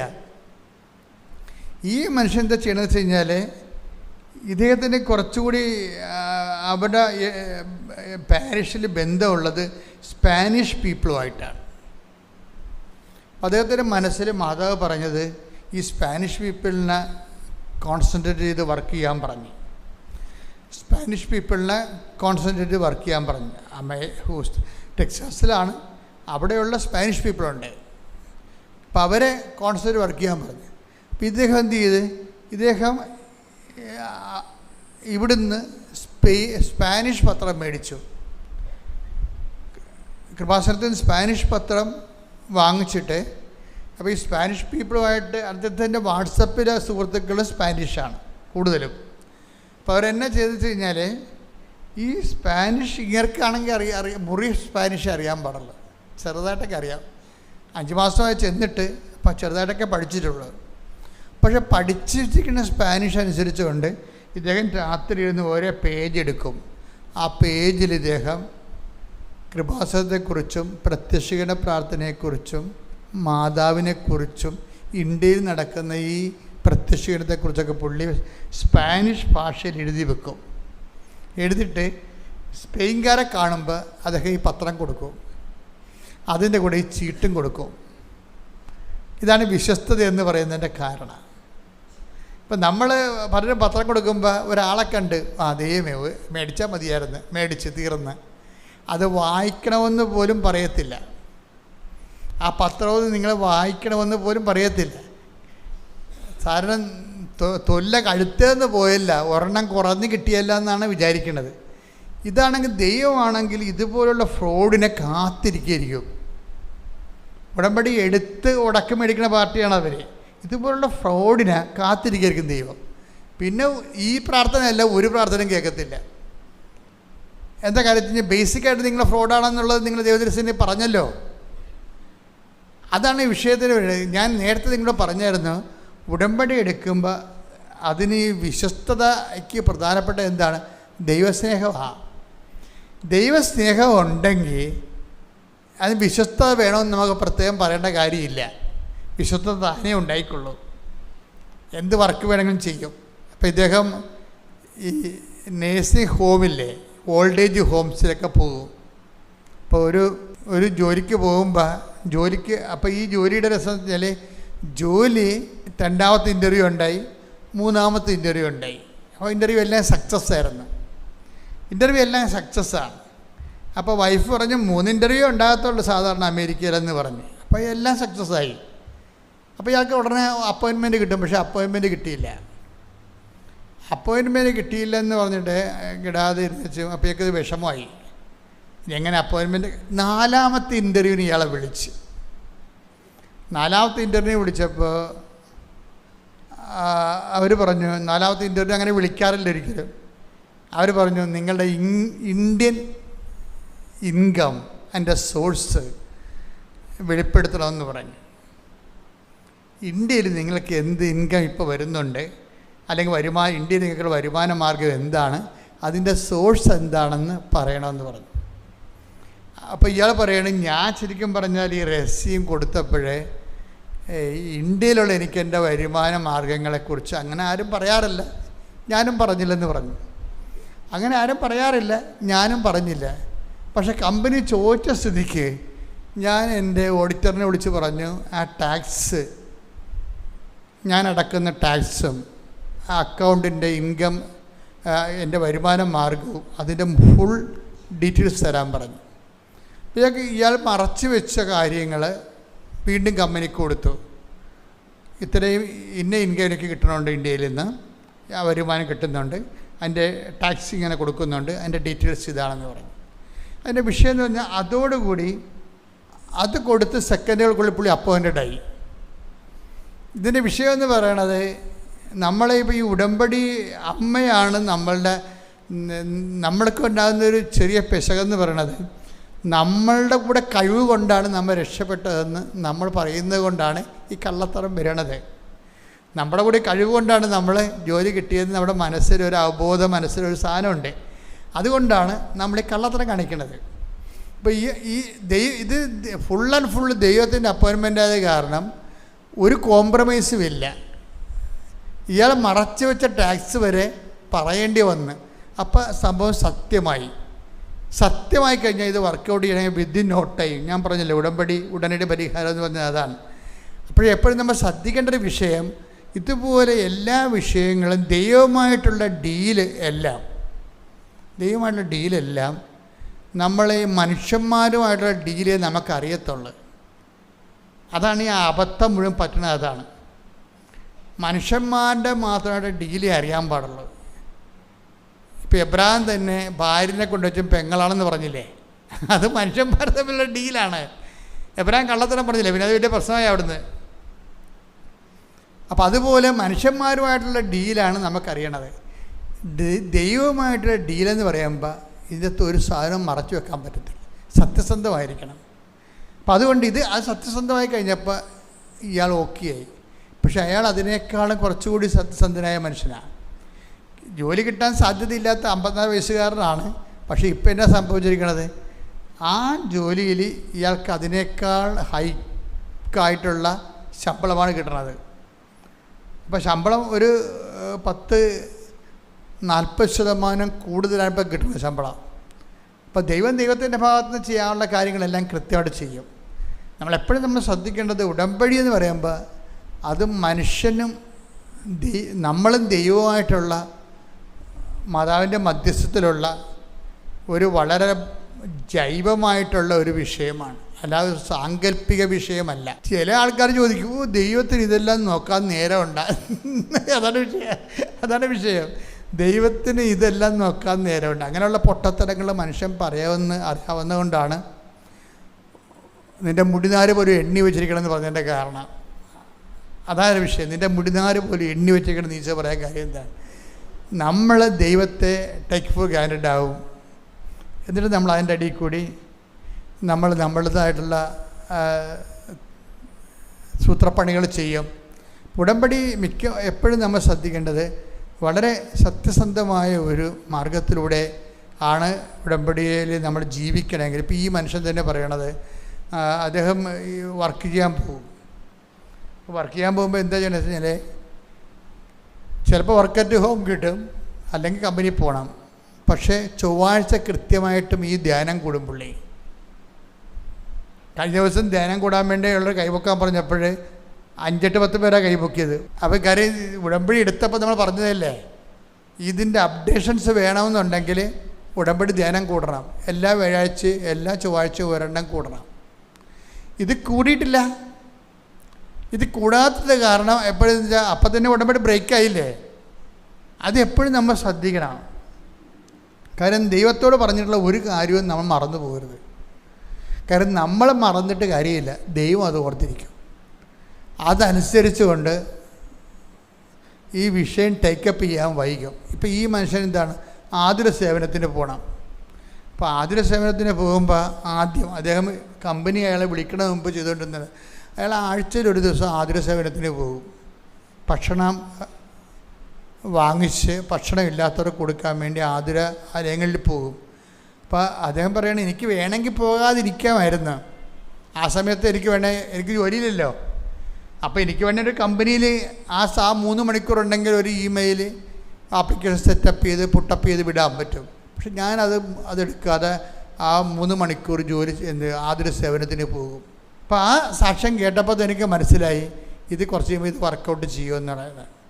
അതായത് വിശ്വസ്തതയെന്ന് പറയുമ്പോൾ ഈ ഒരു വിഷയത്തിൽ വളരെ ഗുരുതരമായ ഒന്ന് പ്രാർത്ഥിച്ച മക്കളെ. കർത്താവായ ദൈവമേ, കർത്താവായ ദൈവമേ, ഉടമ്പടി ജീവിതത്തിലെ അങ്ങയോട് കാണിക്കേണ്ട വിശ്വസ്തതയ്ക്ക് ആവശ്യമായ ദൈവസ്നേഹവും ദൈവസ്നേഹത്തിന് ഉപോത്ബലമായ ദൈവസ്നേഹം ഞങ്ങൾക്ക് നൽകണമേ. അപ്പോൾ ഇതൊരു ഉപോത്ബലമായ അഭിഷേകമാണ്. അപ്പോൾ ഇടയ്ക്കിടയ്ക്ക് നിങ്ങൾ ഈ അഭിഷേകത്തിന് വേണ്ടി പ്രാർത്ഥിക്കണം. ഉടമ്പടിയിൽ എപ്പോഴും ഞാൻ നിങ്ങളോട് പറയാം, അഭിഷേകം എന്ന് പറയുന്നത് വളരെ സീരിയസ് ആയിട്ടുള്ള കാര്യമാണ്. പോസിറ്റീവ് കാര്യങ്ങൾക്കാണ് അനുഗ്രഹമുള്ളത്, നെഗറ്റീവ് കാര്യങ്ങൾക്ക് വേണ്ടത് അഭിഷേകമാണ്. പോസിറ്റീവ് കാര്യങ്ങൾക്കാണ് നമുക്ക് ഈ അനുഗ്രഹം മാത്രമല്ലേ അറിയത്തുള്ളൂ, അത് നമ്മൾ എപ്പോഴും ദൈവത്തോട് അനുഗ്രഹമേ ചോദിക്കത്തുള്ളൂ. പക്ഷേ ജീവിതം അങ്ങനെ, ജീവിതം ഇപ്പം രാത്രിയാകാൻ പോവുകയാണ്. ഈ രാത്രി മുഴുവൻ കഴിഞ്ഞാൽ പിന്നെ പകൽ വരും, ഇല്ലേ? അപ്പം ജീവിതത്തിൽ പോസിറ്റീവായിട്ടുള്ള കാലം മാത്രമല്ല, പ്രകാശകാലം മാത്രമല്ല, ഇരുട്ടിൻ്റെ കാലവും ഉണ്ടാകും. മിക്സ് ചെയ്താൽ ഇത് വരണത്. അപ്പോൾ നമ്മളെ സംബന്ധിച്ചിടത്തോളം പോസിറ്റീവായിട്ടുള്ള കാര്യം, ഇപ്പം ജോലി കിട്ടണം. ജോലി എന്താണ്? അനുഗ്രഹമല്ലേ? അല്ലേ? അനുഗ്രഹമല്ലേ? മകളുടെ കല്യാണം നടക്കണം, അതെന്താണ്? അനുഗ്രഹമല്ലേ? Physical favours. നിങ്ങൾക്ക് നല്ല പരീക്ഷ എഴുതിക്കൊണ്ടിരിക്കുന്ന കുഞ്ഞുങ്ങൾ, അവർക്ക് നല്ല മാർക്ക് കിട്ടണം, അത് അനുഗ്രഹമല്ലേ? അപ്പോൾ ഇതെല്ലാം അനുഗ്രഹമാണ്. ഇനി വീടിൻ്റെ ജപ്തി മാറണം, അല്ലെങ്കിൽ വീട് വെക്കാനുള്ള ലോൺ കിട്ടണം. അതൊക്കെ ഇപ്പോൾ ലോൺ കിട്ടണമെന്ന് പറയുമ്പോൾ നിങ്ങൾക്ക് ഇതൊക്കെ പ്രാർത്ഥിക്കേണ്ട വിഷയമാണ്. പക്ഷേ വീടില്ലാതെ ഒന്ന് ജീവിച്ച് നോക്കണം, വരും അറിയും. വീടില്ലാതെ ജീവിച്ച് നോക്കണം. പണ്ട് ഇപ്പോഴത്തെ അപ്പന്മാരൊക്കെ ജീവിച്ചിരുന്ന പണ്ടത്തെ പെരകൾ, നമ്മൾ ചോറ് തിന്നുമ്പോൾ മുകളിൽ നിന്ന് വെള്ളം വീഴുമായിരുന്നു ചോറ്റുപാത്രത്തിൽ. അവിടെയൊക്കെ മക്കളാണ് ഇന്ന് രസപ്പെട്ട അവരുടെ വേദനയും കഷ്ടപ്പാടും കൊണ്ടാണ് ഇന്ന് അപ്പന്മാർക്കൊക്കെ ഒരു മണ്ടത്തരം തോന്നി, ഞങ്ങൾ അനുഭവിച്ചു, ഞങ്ങളുടെ മക്കൾ അനുഭവിക്കരുതെന്ന്. അങ്ങനെയല്ലേ? അങ്ങനെ എല്ലാവരും പറയണത്, ഞങ്ങൾ അനുഭവിച്ചു, ഞങ്ങളുടെ മക്കൾ അനുഭവിക്കരുത്. പക്ഷേ മക്കൾ അനുഭവിക്കണേ, മക്കൾ നമ്മൾ അനുഭവിപ്പിക്കുന്നുണ്ട് ഇപ്പം. അതാണ് വിഷയം. നമ്മൾ ആത്മാർത്ഥമായിട്ട് ഞങ്ങൾ അനുഭവിച്ചു, ഞങ്ങളുടെ മക്കൾ അനുഭവിക്കരുത്. ഇപ്പം എന്ത് ചെയ്ത് മക്കൾ തിരിച്ച് നമ്മൾ അനുഭവിപ്പിക്കുന്നുണ്ട്. കാര്യം അവർക്ക് ചക്കി കുത്തി പത്താഴം പെറ്റു, ചക്കി കുത്തി അമ്മ വെച്ചു, ഞാനുണ്ടെന്ന് പറയത്തില്ലേ? അതാണ് ഞാനുണ്ട്. എങ്ങനെ ഉണ്ട്? അത് പത്താഴം പെറ്റെന്ന്. പത്താഴം പ്രസവിക്കണമെങ്കിൽ എന്തെല്ലാം പാടാരെങ്കിൽ ആ ചെള്ളയിൽ കിടന്നും വെയിലത്ത് കിടന്നും മഴയത്ത് കിടന്നൊക്കെ പണിയെടുക്കണ പത്താഴം പ്രസവിക്കത്തില്ല. അപ്പോൾ ഈ കഷ്ടപ്പാടൊന്നും ഇല്ലാതെ നിങ്ങൾ മക്കളെ വളർത്തിക്കൊണ്ട് വരും. മക്കൾക്കൊന്നും അറിയാൻ പറ്റത്തില്ല. അപ്പോൾ സ്വാഭാവികമായിട്ടും അപ്പോൾ അവർക്ക് 10-17 വയസ്സാകുമ്പോൾ പറയും, അതിന് അമ്മയും അപ്പനും കഷ്ടപ്പെട്ട് ഞങ്ങളെന്ത് ചെയ്യണമെന്ന് ചോദിക്കും. അവർ തിരിച്ചു ചോദിക്കും. അതല്ലേ അവർ ചോദിക്കുന്നുണ്ടല്ലോ ഇപ്പോൾ. അതിന് അമ്മയും അപ്പയും കഷ്ടപ്പെട്ട് നിങ്ങളുടെ കയ്യിരിപ്പ് കൊണ്ടാണ്, അത് ഞങ്ങളെന്ത് ചെയ്യും? ഞങ്ങളുടെ കാലത്ത് ഈ പ്രശ്നമൊന്നും ഇല്ലല്ലോ, ഞങ്ങൾ ജനിച്ച് കുടുംബത്തിന് ഐശ്വര്യം ഉണ്ടായിരുന്നു. അതാണ് വിഷയം. അവർ നമ്മളെ പറയാൻ പോലും അനുവദിക്കത്തില്ല. മക്കളെ പറയാൻ പോലും അനുവദിക്കത്തില്ല. കാര്യം അവർക്ക് നിങ്ങൾ ചോദിക്കണതെല്ലാം കൊടുത്തു. പെമ്മക്കളാണെങ്കിൽ പെമ്മക്കളെ മുഴുവൻ ചീത്തയാക്കിയിരിക്കണ ആരാണ് ചീത്തയാക്കണേ? അമ്മമാരല്ല, അപ്പന്മാർ ചീത്തയാക്കുക. പെമ്മക്കളെ മുഴുവൻ ചീത്തയാക്കി കളഞ്ഞതും പെമ്മക്കൾ ഇന്ന് കാണിക്കുന്ന എല്ലാ കോപ്പറേറ്റത്തിന് പിന്നിലും അപ്പന്മാരുണ്ട്. നമ്മളെങ്ങനെ സ്റ്റാൻഡേ പിടിച്ചാലും അപ്പൻ വേറെ ഒരു വഴി ഉണ്ടാക്കിയിട്ട് അവരെ സപ്പോർട്ട് ചെയ്യും. അവരതിനെ വലുതായി കഴിഞ്ഞാൽ ഇത് തന്നെ ഇരിക്കും അവസ്ഥ. അപ്പന്മാർ കാണിക്കുന്ന ക്രിമിനലിസം ഭയങ്കരമാണ് ഈ പെൺമക്കളുടെ വിഷയത്തിൽ. പക്ഷേ അമ്മ സ്റ്റാൻഡേ പിടിക്കും. കാര്യം അമ്മ ഇവരുടെ സ്വഭാവങ്ങളെല്ലാം അറിയാമല്ലോ. അപ്പം അതുകൊണ്ട് ഞാനിങ്ങനെ നിങ്ങളെ മോശമായിട്ടും നന്മയായിട്ടും പറയുകയല്ല. ഇങ്ങനെ എന്തെങ്കിലും വിഷയങ്ങളൊക്കെ ഉണ്ടെങ്കിൽ നിങ്ങൾ അല്ലൽ അനുഭവിക്കുമ്പോൾ നിങ്ങളുടെ മക്കളും അല്ലൽ അനുഭവിക്കുന്ന രീതിയിൽ അവരത് നമ്മൾ ഒരുമിച്ച് സഹിച്ചു പോകണം. അല്ല അവരൊന്നും അറിയിക്കാതെ നിങ്ങൾ നടന്നൊരു കാര്യമില്ല. ശരിക്കും അവരൊന്നും അറിയിക്കാതിരുന്നൊരു കാര്യമില്ല. അവരറിയണം. ശ്രദ്ധിക്കട്ടെ. ഹല്ലേലൂയ. യേശുവേ നന്ദി. ഹല്ലേലൂയ. ഹല്ലേലൂയ. ഹല്ലേലൂയ.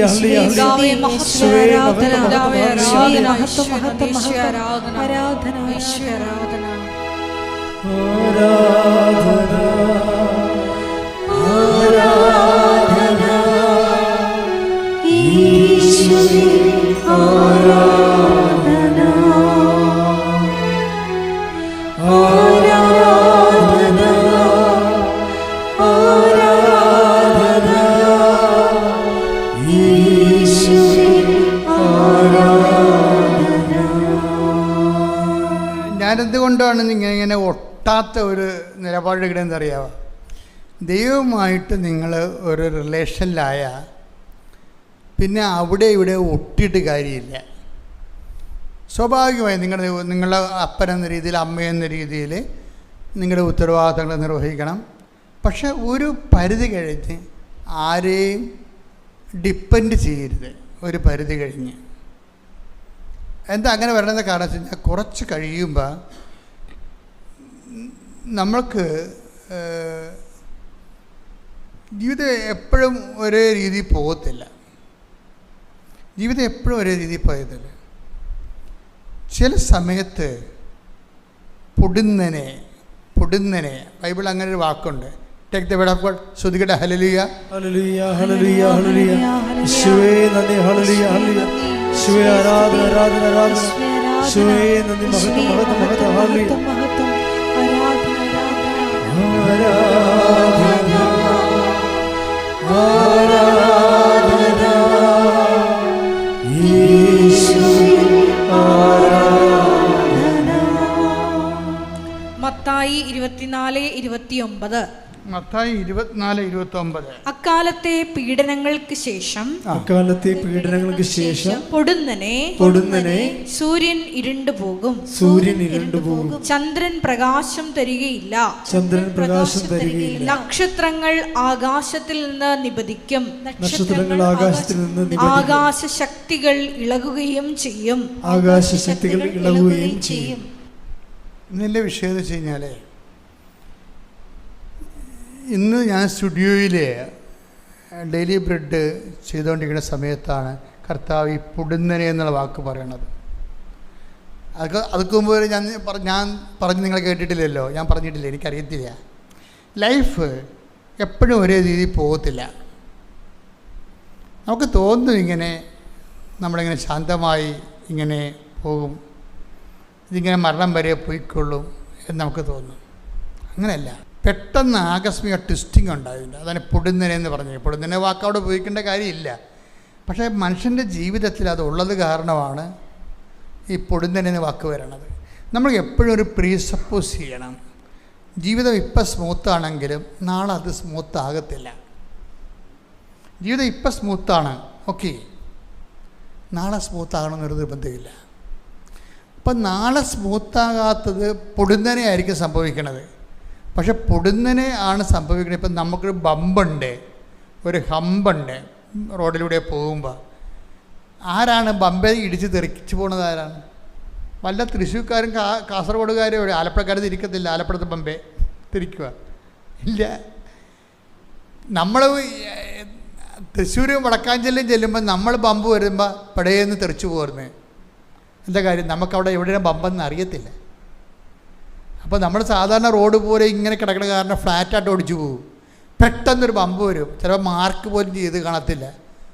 പെട്ടെന്നായിരിക്കും നമുക്ക് ട്വിസ്റ്റിംഗ് ഉണ്ടാകും ചിലപ്പോൾ. അപ്പം ഒരു മുന്നറിവ് എപ്പോഴും ഉണ്ടാകണം നല്ലതാണ്. അതാണ് ഈ ബംബെ ഹെഡ് എന്നൊക്കെ എഴുതി വെക്കുന്നത്. ബംബെ ഹെഡ്, അതായത് പമ്പ് ഇങ്ങനെ ഉയർന്ന സ്ഥലം, സ്കൂളൊക്കെ ഉള്ളത് കാരണം സ്ലോ ഡൗൺ ചെയ്യാൻ വേണ്ടി മുമ്പിൽ ബമ്പുണ്ടെന്നാണ് ഈ പറയണത്, അല്ലെങ്കിൽ കുഴിച്ചിട്ടേക്കും ഹമ്പെന്നും പറഞ്ഞ്. അതെ, പക്ഷേ നമ്മൾക്ക് ട്രാഫിക്കിൽ കാണിക്കും നമ്മൾ മുമ്പിൽ അതുണ്ടെന്ന്. പക്ഷേ ജീവിതത്തിൽ അതുപോലെ ട്രാഫിക് സൈനൊന്നുമില്ല. ഇതിങ്ങനെ ഓടിച്ചു പോയേ ഉള്ളൂ.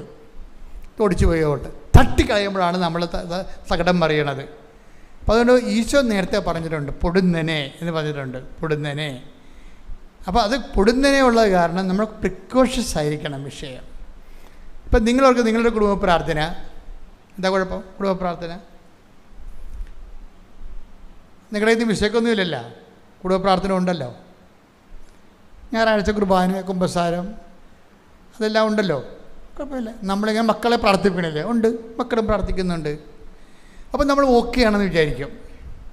പക്ഷേ ഒരു പ്രശ്നം വെച്ച് കഴിഞ്ഞാൽ ഇപ്പം പ്രധാനമന്ത്രി എന്താ വിളിച്ച് പറഞ്ഞത്? എണ്ണ ഉള്ളൊരു സൂക്ഷിച്ച് വെക്കണം, കയ്യിൽ പെട്രോളോ വല്ലതും ഉണ്ടെങ്കിൽ അത് സൂക്ഷിച്ച് വെക്കണം, ഭക്ഷണം ഉണ്ടെങ്കിൽ അത് സൂക്ഷിച്ച് വെക്കണം. ഒരു ഇൻ്റർനാഷണൽ ലോക്ക്ഡൗൺ ഉണ്ടാകാൻ സാധ്യതയുണ്ട്. അതാണ് സാധനം. അപ്പം നേരത്തെ നമുക്കൊരു അറിവ് തരണതാണ് ഈ സംഭവം. പക്ഷേ ഇതുപോലുള്ള അറിവ് ബൈബിൾ തരണത് പൊടുന്നനെ എന്നുള്ള വാക്ക് ഉപയോഗിച്ചുകൊണ്ടാണ്. അപ്പോൾ എന്നാ ചെയ്യണം? ഈ പൊടുന്നനെ എന്ന് പറയുമ്പോൾ പൊടുന്നനെ വരുമ്പോൾ തന്നെ കാക്ക നോക്കറിയും മുണ്ടി കൊണ്ടാലേ അറിയത്തുള്ളൂ, പറഞ്ഞാൽ കൊണ്ടറിഞ്ഞിട്ട് കാര്യമില്ല. അതിന് നമ്മൾ എന്ത് ചെയ്യണമെന്ന് വെച്ച് കഴിഞ്ഞാൽ ഈ ഇങ്ങനെയുള്ള കാഷ്വാലിറ്റി ഫേസ് ചെയ്യാനുള്ളൊരു മാർഗം നേരത്തെ ഈ മെഴുത്ത പശുക്കളെ കാണുമ്പോൾ തന്നെ മെല്ലിച്ച പശുക്കൾ വരുന്നുണ്ടെന്ന് ബോധം വേണം നമുക്ക്. ജോസഫിൻ്റെ സ്വപ്നം അതല്ലേ? അല്ലേ? മെഴുത്ത പശുക്കളാണ് ആദ്യം മെല്ലിച്ച പശുക്കളല്ല സ്വപ്നം കാണുന്നത്. ജോസഫ് സ്വപ്നം കാണുന്നത് ആദ്യം മെഴുത്ത പശുക്കളാണ് സ്വപ്നം കാണുന്നത്. ആ മെഴുത്ത പശുക്കളെ സ്വപ്നം കണ്ട് 7 പശുക്കളെ കാണും. അതിനുശേഷം മെല്ലിച്ച പശുക്കളെ കാണും. മെല്ലിച്ച പശുക്കൾ വന്ന് മെഴുത്ത പശുക്കളെ തിന്നുകളയും. അപ്പോൾ ഈ ഫറവോ പറയും, എന്താണ് ഇതിൻ്റെ അർത്ഥം? അപ്പോൾ അവർ പറയും, സ്വപ്നക്കാരൻ ജോസഫ് ഒരുത്തനുണ്ട്, അതിനോട് ചെന്ന അങ്ങനെ വിളിപ്പിച്ച കാര്യം പറയും. അപ്പോൾ ജോസഫിനെ വിളിപ്പിച്ചപ്പോൾ ജോസഫ് പറയും, മെഴുത്ത പശുക്കൾ അഭിവൃദ്ധിയുടെ 7 കൊല്ലമാണ്. അപ്പോൾ നമ്മൾ ബെയർ ഹൗസ് ഉണ്ടാക്കണം, നമ്മുടെ പാടശേഖരങ്ങളെല്ലാം പൂത്തൊലയും നിറച്ച് വിളവുണ്ടാകും. പക്ഷേ നമ്മളത് സൂക്ഷിച്ച് വെക്കണം. എന്താണ്? മെല്ലിച്ച പശുക്കളുടെ ക്ഷാമത്തിൻ്റെ കാലം വരുന്നുണ്ട്, 7 വർഷം. അപ്പോഴത് ഫറവോയ്ക്ക് അത് ഇഷ്ടപ്പെട്ടു. ഇതുപോലെ തന്നെയാണ് ജീവിതത്തിൻ്റെ അവസ്ഥയും. സ്മൂത്തായിട്ട് പോകുമ്പോൾ നമ്മൾ എക്സ്ട്രാ വർക്ക് ചെയ്തിട്ട്, അതാണ് വിശേഷ വിദ്യയായി നിങ്ങൾ എന്താണ് ചെയ്യുന്നത്? അല്ലെ? ടേക്ക് ദ ബെഡ് ഓഫ് ശ്രുതികട്ടെ. ഹല്ലേലൂയ, ഹല്ലേലൂയ, ഹല്ലേലൂയ, ഹല്ലേലൂയ. യേശുവേ നന്ദി. ഹല്ലേലൂയ, ഹല്ലേലൂയ. യേശുവേ ആരാധന. മത്തായി 5:46-47. മത്തായി 5:46-47. നിങ്ങളെ സ്നേഹിക്കുന്നവരെ നിങ്ങൾ സ്നേഹിച്ചാൽ നിങ്ങൾക്ക് എന്ത് പ്രതിഫലമാണ് ലഭിക്കുക? ചുങ്കക്കാർ പോലും അത് തന്നെ ചെയ്യുന്നില്ലേ? സഹോദരങ്ങളെ മാത്രമേ നിങ്ങൾ അഭിവാദനം ചെയ്യുന്നുള്ളൂവെങ്കിൽ വിശേഷവിധിയായി എന്താണ്? വിശേഷവിധിയായി എന്താണ് നിങ്ങൾ ചെയ്യുന്നത്? സഹോദരനെ മാത്രമേ സ്നേഹിച്ചാൽ നമ്മുടെ ഉത്തരവാദിത്തങ്ങൾ മാത്രം നിർവഹിച്ചുകൊണ്ട് ദൈവത്തോടുള്ള മിനിമം പ്രോഗ്രാമിൽ ജീവിച്ചാൽ വിശേഷവിധിയായി നിങ്ങൾ എന്താണ് ചെയ്യണത്? ഇപ്പോൾ ചിലർ ഉടമ്പടി എടുക്കണില്ല എന്ന് പറയും, എനിക്കിപ്പോൾ പ്രശ്നങ്ങളൊന്നും ഇല്ലല്ലോ എന്ന് പറയും. അതാണ് പ്രശ്നം. ഇപ്പോൾ ഞാനിപ്പോൾ നിങ്ങളെ ഉടമ്പടി എടുക്കണില്ലേ, അപ്പോൾ കൂടെ വന്ന് താനിട എനിക്കിപ്പോൾ പ്രത്യേകിച്ച് കാര്യമൊന്നും ഇല്ലെന്ന് പറയും. പക്ഷെ അങ്ങനെയല്ല, ഈ പ്രത്യേകിച്ച് കാര്യമൊന്നും ഇല്ലാത്തപ്പോഴാണ് നമ്മൾ ഉടമ്പടി എടുക്കേണ്ടത്. എന്താ കാര്യം പൊടുന്നനെ ഉണ്ടാവും. ഒരിക്കലും ഉടമ്പടി എടുക്കണമെന്ന് നിങ്ങളോട് ആരെങ്കിലും പറഞ്ഞാൽ അതിൻ്റെ അർത്ഥം എന്തോ കാര്യം മോശകരമായിട്ടുള്ളത് സംഭവിക്കാൻ പോകുന്നോ, കരുതലോടെ ഇരിക്കാനാണ് എൻ്റെ അർത്ഥം. ആരെങ്കിലും നിങ്ങളോട് ഉടമ്പടി എടുക്കണമെന്ന് പറഞ്ഞാൽ അതിൻ്റെ അർത്ഥം എന്താണ്? എന്തോ ഈ കാണുന്ന അന്തരീക്ഷം മാറാൻ പോകുന്നു, ക്ലൈമറ്റ് ചേഞ്ച് ചെയ്യാൻ പോകുന്നു, ന്യൂനമർദ്ദം വരാൻ പോകുന്നു, അതുകൊണ്ട് ഇപ്പോഴേ ഒരുങ്ങിയിരിക്കാൻ പറയാം. എന്തെല്ലാം സംഭവം നടക്കണമെന്നറിയോ?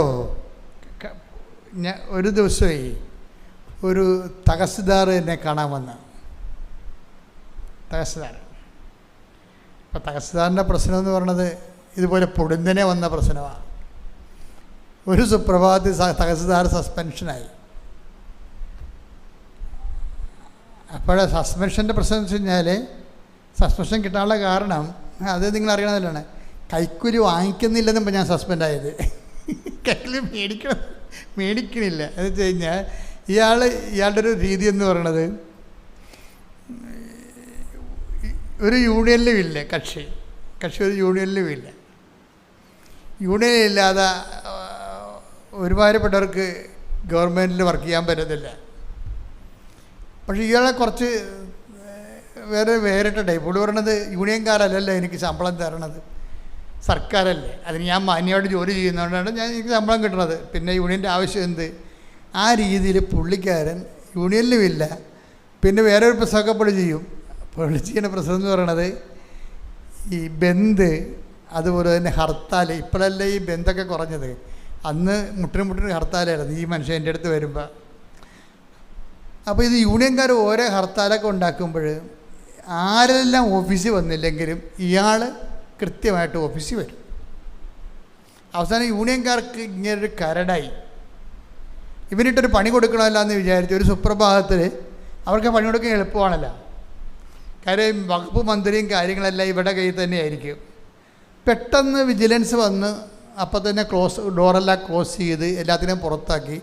ഇയാളുടെ മേശവിരി എല്ലാം മേശയെടുത്ത് ആക്കുവെല്ലാം മേടിച്ച് എല്ലാ അക്കൗണ്ട് ബുക്കെല്ലാം എടുത്ത് റിപ്പോർട്ട് ബുക്ക് എടുത്ത് അനുദിന സംഭവങ്ങളെല്ലാം എടുത്ത് നോക്കി എല്ലാ സാധനം എടുത്ത് ഓഡിറ്റ് ചെയ്ത് സ്പോട്ടിൽ കുറേ മിസ്റ്റേക്ക് കണ്ടുപിടിച്ച് അപ്പം തന്നെ സ്പോട്ടിൽ സസ്പെൻഷനായി. വലിയ തെറ്റൊന്നും ചെയ്തിട്ടില്ല. പിന്നെ അവർക്ക് പിന്നെ സസ്പെൻഡ് ചെയ്യാൻ തീരുമാനിക്കണേ പിന്നെ തെറ്റിൻ്റെ പ്രത്യേകിച്ച് ആവശ്യമില്ലല്ലോ, തെറ്റാക്കവരുണ്ടായിക്കൊള്ളൂ. അതാണ് വിഷയം, തെറ്റക്കാരുണ്ടായിക്കൊള്ളൂ. കാരണം ആ ബേസിലല്ലേ ഈ ഇപ്പോൾ വന്നിരിക്കണത്. ഇയാൾ വെള്ളത്തിലായി. ഇയാൾക്ക് ഭയങ്കര സങ്കടം. കാര്യം പുള്ളിക്ക് മിനിമം പ്രാർത്ഥനയൊക്കെ ഉള്ള ആളാണ്. ഇപ്പോൾ കുടുംബ പ്രാർത്ഥനയുണ്ട്. ഇത് 96-ലോ 97-ലോ കേസായത്. അപ്പോൾ ഇയാൾ കുടുംബ പ്രാർത്ഥനയുണ്ട്, വൈഫുണ്ട്, 2 മക്കളുണ്ട്. അവർ പള്ളിയിലൊക്കെ പോവും, ഞായറാഴ്ച പള്ളിയിൽ പോവും. അപ്പോൾ ഒരു നോർമൽ കുടുംബമായി ശരിക്കും പറഞ്ഞാൽ. ഞായറാഴ്ച ഒന്നും പുള്ളി മിസ് ചെയ്യത്തില്ല. അപ്പോൾ പുള്ളി എന്നോട് ചോദിച്ചതേ, ഞാനിങ്ങനെ വളരെ മര്യാദക്ക് മാന്യമര്യാദക്ക് ജീവിക്കുന്ന ഒരാളാണല്ലോ, സത്യത്തിന് വേണ്ടിയാണ് ഞാൻ ജീവിച്ചത്, പക്ഷേ എനിക്കിങ്ങനെ വന്ന് പോയില്ല അച്ഛാന്ന് പറയും. എനിക്കിങ്ങനെ വന്നു. അപ്പോൾ പുള്ളിക്ക് സങ്കടമാണ്. ഞാൻ നിങ്ങളോടൊക്കെ പറയണമെങ്കിലും പുള്ളിക്ക് സങ്കടമാണ്, ധർമ്മരോക്ഷമാണ് ശരിക്കും. ദൈവത്തോടും രോഷമുണ്ട് പുള്ളിക്ക്. ദൈവത്തിനൊപ്പം ജീവിച്ചിട്ട് ദൈവം എന്നെ സംരക്ഷിച്ചില്ല എന്നുള്ള സങ്കടമുള്ളെങ്കിലേക്ക്, ദൈവത്തിനൊപ്പം ജീവിച്ചിട്ടും ദൈവം എന്നെ സംരക്ഷിച്ചില്ലല്ല. എന്നെ കാട്ടാളന്മാർ എല്ലാവരും കൂടി ഒത്തുകൂടിയപ്പോൾ ഞാൻ ഔട്ടായില്ലേ. ഇതെല്ലാം പ്രശ്നം. ഇതിനേക്കാൾ വലിയ പ്രശ്നമുണ്ട്. ഇയാളെ വൈഫിന് ഇയാളെ താല്പര്യമില്ല. എന്ത്? വൈഫിന് ഇഷ്ടമാണ്, അവർ വരുമ്പോൾ ജീവിക്കുന്നുണ്ട്. പക്ഷെ വൈഫിന് ഇയാളൊരു ആണല്ലെന്നാണ് പറയണത്. വേറെ ഫിസിക്കൽ പ്രോബ്ലം ഒന്നുമില്ല. പുള്ളി ആണെന്ന് പറയുന്ന ആൾ കൈക്കൂലി വാങ്ങിക്കുന്ന ആളായിരിക്കും. അതാണ് പ്രശ്നം. അത് വേറൊരു വൈഫ് എന്ന് വെച്ച് കഴിഞ്ഞാൽ പുള്ളിയുടെ ഭാര്യയുടെ അനിയത്തി എക്സൈസ് ഓഫീസറാണ്. ഭാര്യയുടെ അനിയത്തിയുടെ ഈ വൈഫിൻ്റെ അനിയത്തിയുടെ ഭർത്താവ് എക്സൈസ് ഓഫീസറാണ്. അപ്പം അവിടെ നമുക്കറിയാമല്ലേ, കിമ്പളൊക്കെ കിട്ടും. അവർക്ക് കാറൊക്കെ ഉണ്ട്. മക്കളും അപ്പനും അമ്മയും കൂടിയൊക്കെ ടൂറിനൊക്കെ പോവും. ശനിയാഴ്ചയൊക്കെ അവർ പുറത്ത് പോയി ഭക്ഷണം കഴിക്കും. അടിച്ചു പൊളിച്ചുള്ള ജീവിതമാണ്. ഇവർക്ക് കാറൊന്നുമില്ല. അയാൾക്കൊരു പഴയ ലാംബി സ്കൂട്ടറാണ് ഉള്ളത്. ഇയാൾക്ക് കൈക്കൂലിയൊന്നും മേടിക്കാത്ത കാരണം ഇയാൾക്ക് ഉള്ള ശമ്പളം കൊണ്ട് അഡ്ജസ്റ്റ്. അപ്പം തന്നെ ഈ അനിയത്തിൻ്റെ വീട്ടിലൊന്നും അടിയന്തരം ഉണ്ടായി ഇവർ പോകത്തില്ല. പോയി അവിടെ പോയി നാറാൻ കഴിയില്ലെന്നും പറഞ്ഞ് പോകത്തില്ല. അവരെ 10 ക്ലാസ് കാണേണ്ടി വരുമല്ലോ എന്ന് ചോദിച്ചിട്ട് ഇവർ ഇങ്ങനെ ഒതുങ്ങിപ്പോകുകയാണ്. ഈ ഒതുക്കത്തിന് മുഴുവൻ കാരണം ഈ മഫനായ ഭർത്താവാണല്ലോ എന്നാണ് ഭാര്യ പറയണത്. അപ്പോൾ ഇപ്പോഴെന്നാ പറ്റി? ആ ശമ്പളവും പോയി.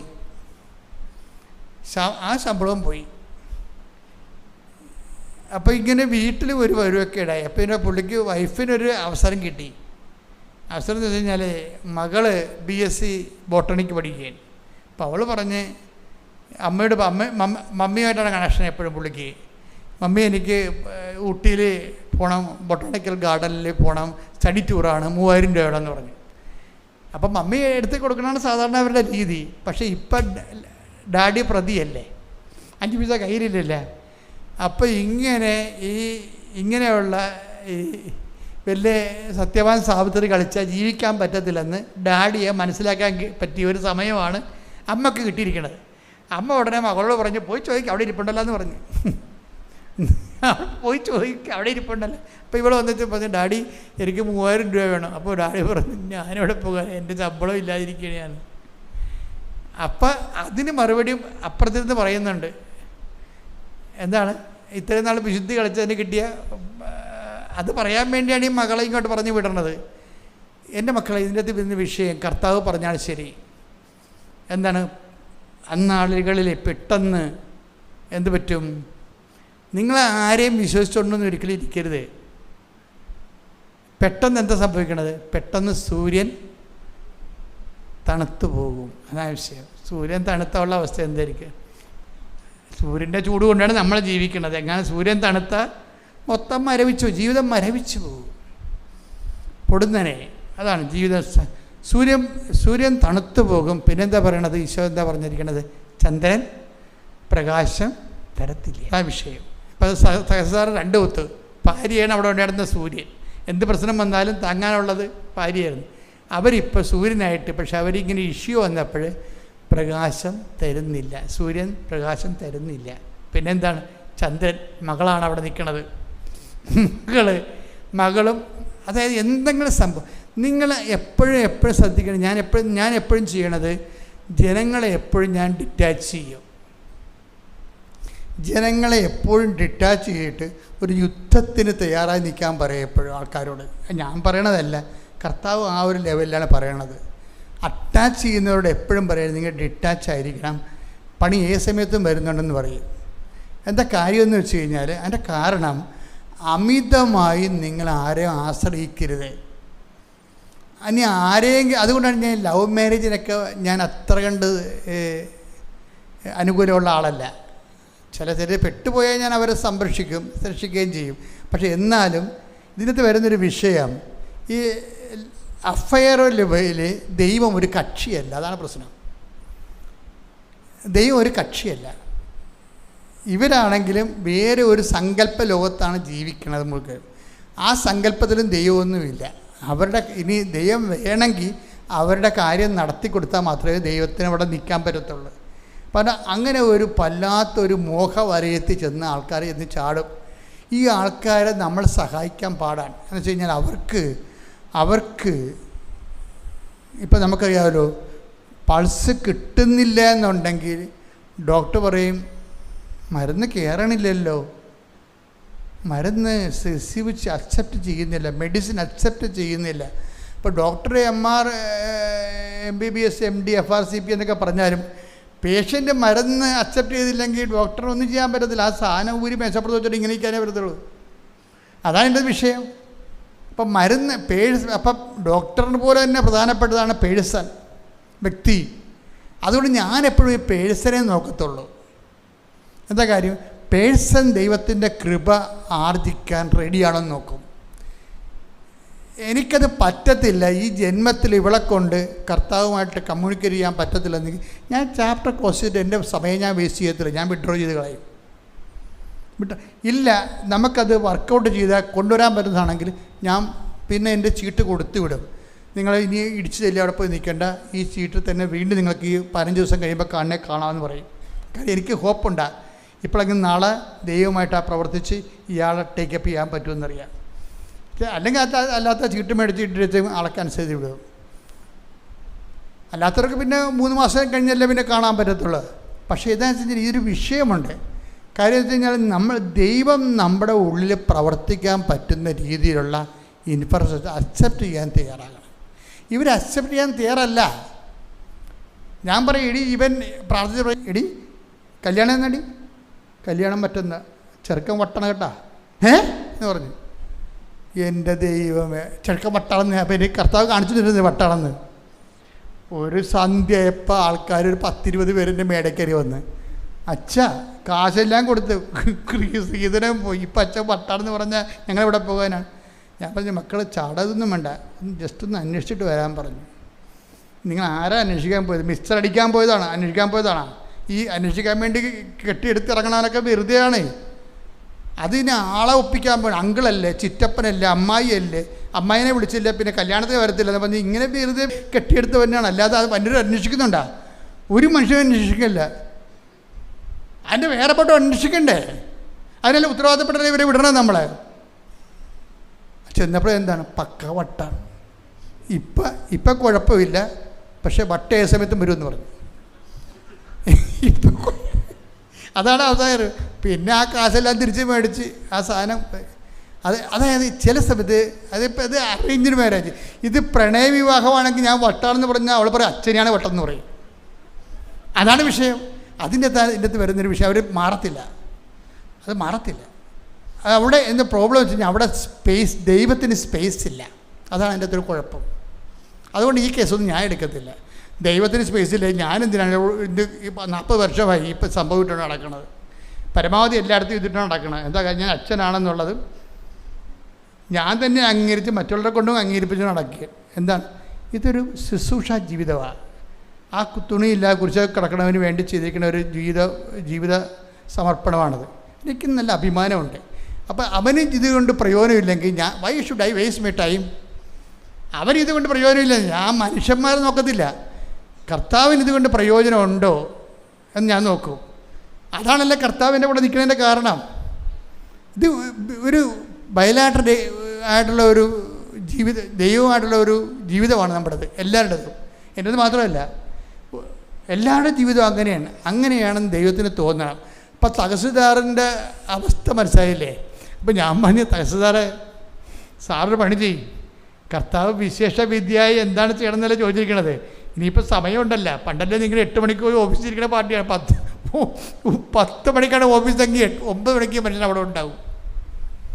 ആ ഉള്ള ചോറും ചോറ്റുപാത്രത്തിലെടുത്ത് ഉള്ള തോരനും എടുത്ത് അവിടെ പോയി ഇരിക്കുകയും വേറെ 5 പൈസ ചായക്ക് പോലും 5 പൈസ ആർക്കും കൊടുക്കത്തില്ല. അല്ല, പുള്ളി കഴിക്കത്തില്ല. പുള്ളി അത്ര ഒതുങ്ങിയ ജീവിതമാണ്. ഇപ്പോൾ എല്ലാം പൊട്ടി പാളിഷായി. ഞാൻ പറഞ്ഞു, ഇനിയൊരു പണി ചെയ്യും, നിങ്ങൾ തന്നെ ധ്യാനത്തിൽ പോയിരിക്കുക. എവിടെയെങ്കിലും ഒരു ധ്യാനം കണ്ടുപിടിച്ച് പോയിരിക്കുക. ഒരാഴ്ച ധ്യാനം കഴിഞ്ഞ് വരാം. ഒരാഴ്ച ധ്യാനം കഴിഞ്ഞ് വന്ന് പിന്നെ പുള്ളി ഒരു പണിയും കണ്ടുപിടിച്ച് എന്താണ്, പിന്നെ പുള്ളി എല്ലാ ശനിയാഴ്ചയും ആ ധ്യാനകേന്ദ്രത്തിലേക്ക് ആൾക്കാരെ കൊണ്ടുപോകാൻ തുടങ്ങി.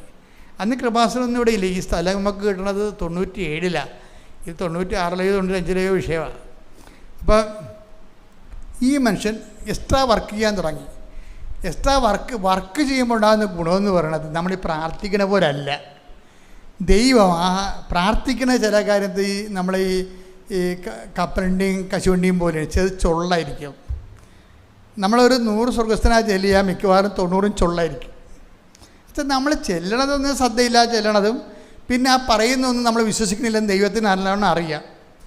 ഈ പറയണ കാര്യമൊന്നും നമ്മൾ വിശ്വസിക്കണില്ല എന്നുള്ളത് ദൈവത്തിന് അറിയാം. ചൊള്ളു പ്രാർത്ഥനയാണ് കയറ്റി വിടണത്. അതുകൊണ്ട് നല്ല ശരിക്കും റിജക്ഷൻ ഉണ്ട് അതിൻ്റെ സ്ഥാനം. പക്ഷേ ഈ പ്രവർത്തനം വന്നാൽ അതിൻ്റെ അകത്ത് ചൊള്ളില്ല. ഈ മനുഷ്യൻ ചെയ്യുന്ന മൊത്തം സത്യമാണല്ല. കുറേ മനുഷ്യർ ഈ മനുഷ്യൻ വഴി രക്ഷപ്പെടാൻ തുടങ്ങി. കുറേ കുടുംബങ്ങൾ സമാധാനത്തിൽ വന്ന്, കുറേ പുള്ളിക്ക് ആസ്തിയായി, ദൈവതിരുസന്നിധിയിൽ പിടിപാടായി. കർത്താവ് ഹൈക്കോടതിയെ കൊണ്ട് സ്വന്തമായിട്ട് ഈ മനുഷ്യനെതിരെ അന്വേഷണം വെപ്പിച്ചു. അതാണ് രസം. ഒരു വക്കീലിനെ ഏർപ്പെടുത്തിയ വക്കീൽ പറഞ്ഞു, ഹൈക്കോടതിയിൽ ഇങ്ങനെ സെല്ലുണ്ട്, ആ സെല്ലോട് ബന്ധപ്പെട്ട 5 പൈസ മുടക്കാതെ അന്വേഷണം വരും. അന്വേഷണ റിസൾട്ട് വന്നപ്പോൾ ഈ മനുഷ്യൻ കുറ്റക്കാരനുമല്ല, മുൻകാല പ്രാബല്യത്തോടെ ശമ്പളവും കിട്ടി, അരിയറിൻ DAയും എല്ലാ സാധനവും കിട്ടി, തിരിച്ചു കിട്ടി, കർത്താവിനെയും കിട്ടി. അതാണ് വിഷയം. കർത്താവ് ഇത്തിരി കമ്മിയായിരുന്നല്ലോ ഇങ്ങേരുടെ ജീവിതത്തിൽ. ഇപ്പം കിട്ടിയപ്പോഴുണ്ട്, എല്ലാം കൂടി കിട്ടി. പക്ഷേ എപ്പോഴും നമ്മൾ ഓർക്കണം, തണൽ മരങ്ങൾ ഒത്തിരി യോനാ പ്രവാചകനെ പോലെ തണമരത്തിൻ്റെ അടിയിരുന്ന് സൂഹിക്കരുത്. വെട്ടപ്പെടാനും കിട്ടും. തണമരം എന്ന് പറഞ്ഞ് വെട്ടപ്പെടാനുള്ള സാധനമാണ്. നിങ്ങൾ അമിതമായി തണൽ മരങ്ങളെ ആശ്രയിക്കരുത്. ബൈബിൾ നമുക്ക് നൽകുന്നൊരു പാഠമാണ്. അന്ന് ശൂന്യത ഓരിയിടുന്ന സ്ഥലത്ത് ഞാൻ നിന്നെ കണ്ടെത്തിയെന്നാണ് പറയണത്. കാര്യം നീ സത്യസന്ധ. ഇപ്പം ഈ തഹസിൽദാർ ജീവിതത്തിൽ അദ്ദേഹം സത്യസന്ധനായിരുന്നു. അതുകൊണ്ടാണ് ആ മനുഷ്യനെ ഈ ശൂന്യത ഓരിയിടുന്ന സ്ഥലത്ത് ദൈവം കണ്ടെത്തിയത്. ഈ സത്യസന്ധതയും തട്ടിപ്പൊന്നുമില്ല, ആ വൃത്തിമനയൊന്നും ഇല്ലാണ്ട് ജീവിക്കണമെങ്കിൽ ആ ആളെ ലീവ് ചെയ്താൽ ദൈവത്തിന് പ്രശ്നമൊന്നുമില്ല. അതുകൊണ്ട് ഏറ്റവും പിടിച്ചു നിൽക്കുന്നവനെന്ന് പറയണത് ദൈവതിരുസന്നിധി പിടിച്ചു നിൽക്കാൻ നല്ല ശരിക്കും പാടാണ്. ശ്രദ്ധയോടെ പിടിച്ചു നിൽക്കുന്നവനെ സംബന്ധിച്ചിടത്തോളം ദൈവത്തിന് അത് ഇപ്പം എന്താ നമുക്ക് പറ്റിയിരിക്കണം, എനിക്ക് നിങ്ങൾ പലക്കും ആൾക്കാർക്ക് പറ്റിയിരിക്കുന്ന ഒരു അബദ്ധം എന്ന് പറഞ്ഞാൽ ദൈവം ക്ഷമിച്ചോളൂ എന്ന് പറയും. കർത്താവ് ക്ഷമയെക്കുറിച്ച് പറഞ്ഞപ്പോൾ നമ്മൾ മുഴുവനും ഈ ക്ഷമ വെച്ചാണ് ആൾക്കാർ നശിച്ചിരിക്കുന്നത്. എന്തുമാത്രം ആൾക്കാരെ ഞാൻ കൗൺസിൽ ചെയ്യാനാണ്. ഈ ആൾക്കാരെല്ലാം നശിച്ചിരിക്കണത് എന്താണ്? ദൈവം ക്ഷമിച്ചോളൂ എന്നാണ്. പക്ഷേ എനിക്ക് ഇന്ന് വരെ ഞാനൊരു 21 ലക്ഷത്തോളം ആൾക്കാരെ കൗൺസിൽ ചെയ്തിട്ടുണ്ട്. ഇന്ന് വരെ ആരോടും ക്ഷമിച്ച് ഞാൻ കണ്ടിട്ടില്ല. ദൈവം ക്ഷമിച്ചോളൂ എന്ന് പറഞ്ഞ്, പക്ഷെ അതേസമയം തന്നെ ഫലത്തിൽ അവരവർ ചെയ്യുന്ന വിഷയങ്ങൾ തെറ്റ് ചെയ്യുന്നവൻ ശിക്ഷ മേടിക്കും. ആ കാര്യത്തിൽ മുഖം നോട്ടം ഇല്ല. കൊളോസിയൻസിൻ്റെ 3:25 അപ്പോൾ ഈ ഒരു വചനം മാത്രം കേട്ടുകൊണ്ട് നമ്മൾ അവിശുദ്ധമായ ജീവിതത്തിന് ലൈസൻസ് ആണെന്ന് വിചാരിക്കരുത്. ഉടമ്പടി നിങ്ങളെ വിശുദ്ധ ജീവിതത്തിലേക്ക് നയിക്കാൻ വേണ്ടി, അതുവഴി നിങ്ങളുടെ എല്ലാ നിത്യത വരെ നിങ്ങളെ നിലനിർത്താൻ വേണ്ടി ദൈവത്തിൻ്റെ സ്നേഹത്തിൻ്റെ പദ്ധതിയാണ് എഴുന്നേൽക്കുക. പരിശുദ്ധ പരമാ ദിവ്യ കാരുണ്യത്തിന് നേരവും ആരാധനയും സ്തുതിയും പുകഴ്ചയും ഉണ്ടായിരിക്കട്ടെ. പരിശുദ്ധ പരമാ ദിവ്യ കാരുണ്യത്തിന് നേരവും ആരാധനയും സ്തുതിയും പുകഴ്ചയും ഉണ്ടായിരിക്കട്ടെ. പരിശുദ്ധ പരമാ ദിവ്യ കാരുണ്യത്തിന് നേരവും ആരാധനയും സ്തുതിയും പുകഴ്ചയും ഉണ്ടായിരിക്കട്ടെ. നമുക്കെല്ലാവർക്കും കൃപാസനം പ്രത്യക്ഷീകരണ മധ്യസ്ഥ പ്രാർത്ഥന ഏറ്റുചൊല്ലി പ്രാർത്ഥിക്കാം. അമ്മേ പരിശുദ്ധ അമ്മേ, അമ്മേ പരിശുദ്ധ അമ്മേ, ദൈവമാതാവേ, ദൈവമാതാവേ, കൃപാസനത്തിലൂടെ ഞങ്ങൾക്കും ഞങ്ങളുടെ ദേശത്തിനും അമ്മ മധ്യസ്ഥം തേടി തന്ന എല്ലാ അനുഗ്രഹങ്ങൾക്കും കൃപകൾക്കും ഞങ്ങളിപ്പോൾ ഹൃദയം നിറഞ്ഞ നന്ദി പറയുന്നു. സ്തുതിച്ചു പ്രാർത്ഥിക്കാം. ഹല്ലേലൂയ, ഹല്ലേലൂയ. നാളിതുവരെ ഞങ്ങൾക്ക് ലഭിച്ച എല്ലാ കൃപകൾക്കും അനുഗ്രഹങ്ങൾക്കും നന്ദി പറയുന്നു. Hallelujah, hallelujah. മഹത്വം, മഹത്വം, ആരാധന, ആരാധന. പിതാവേ നന്ദി, പിതാവേ മഹത്വം, പിതാവേ ആരാധന.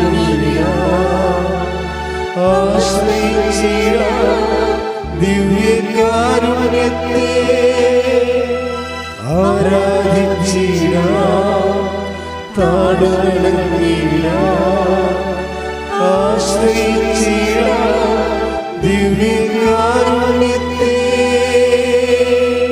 പരിശുദ്ധ പരമാ ദിവ്യ കാരുണ്യത്തിന് നേരവും ആരാധനയും സ്തുതിയും പുകഴ്ചയും ഉണ്ടായിരിക്കട്ടെ. പരിശുദ്ധ പരമാ ദിവ്യ കാരുണ്യത്തിന് നേരവും ആരാധനയും സ്തുതിയും പുകഴ്ചയും ഉണ്ടായിരിക്കട്ടെ. പരിശുദ്ധ പരമാ ദിവ്യ കാരുണ്യത്തിന് നേരവും ആരാധനയും സ്തുതിയും പുകഴ്ചയും ഉണ്ടായിരിക്കട്ടെ. അമ്മേ പരിശുദ്ധ അമ്മേ, അമ്മേ പരിശുദ്ധ അമ്മേ, ദൈവമാതാവേ, 2004 ഡിസംബർ 7-ാം തീയതി ഉച്ച കഴിഞ്ഞ് 2:30 കൃപാസനത്തിൽ സംഭവിച്ച അമ്മയുടെ പ്രത്യക്ഷപ്പെടലിനെ കുറിച്ച് തിരുസഭയ്ക്ക് സമർപ്പിച്ചിരിക്കുന്ന പഠനരേഖകളുടെ മേൽ വസ്തുനിഷ്ഠവും ദൈവശാസ്ത്ര വിധി പ്രകാരമുള്ളതുമായ അന്വേഷണ പഠനങ്ങൾ നടത്തി ആ പ്രത്യക്ഷപ്പെടലിലൂടെ പ്രകടമായ ദൈവമാതാവിന്റെ പ്രത്യേക കരുതലും സംരക്ഷണവും വെളിപ്പെടുത്തുന്ന പീഡിതരുടെ ആശ്വാസവും പ്രവാചകന്മാരുടെ രാജ്ഞിയും വാഗ്ദാനത്തിന്റെ പേടകവും പ്രപഞ്ച പ്രകൃതിയുടെ മാതാവുമായ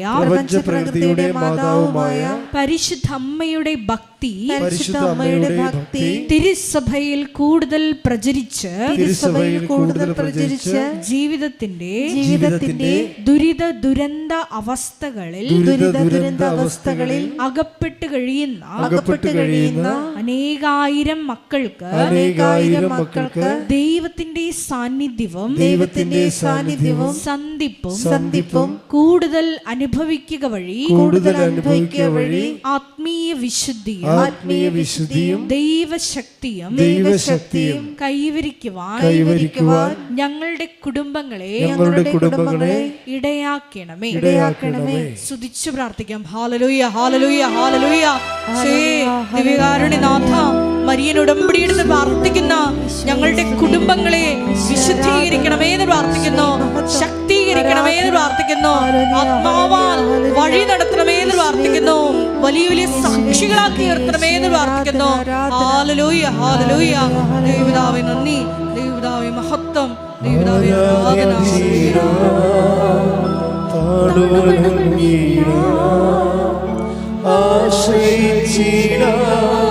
ദിവ്യകാരുണ്യത്തെ ആരാധിച്ചിടാം,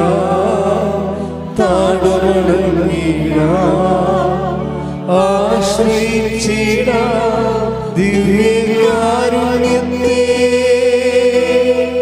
പരിശുദ്ധ പരമ ദിവ്യകാരുണ്യത്തിന് ആരാധനയും സ്തുതിയും പുകഴ്ചയും ഉണ്ടായിരിക്കട്ടെ. പരിശുദ്ധ പരമ ദിവ്യകാരുണ്യത്തിന് ആരാധനയും സ്തുതിയും പുകഴ്ചയും ഉണ്ടായിരിക്കട്ടെ. പരിശുദ്ധ പരമ ദിവ്യകാരുണ്യത്തിന് ആരാധനയും സ്തുതിയും പുകഴ്ചയും ഉണ്ടായിരിക്കട്ടെ. അമ്മേ പരിശുദ്ധ അമ്മേ, അമ്മേ പരിശുദ്ധ അമ്മേ, ഭൂസ്വർലോകങ്ങളുടെ രാജ്ഞിയായ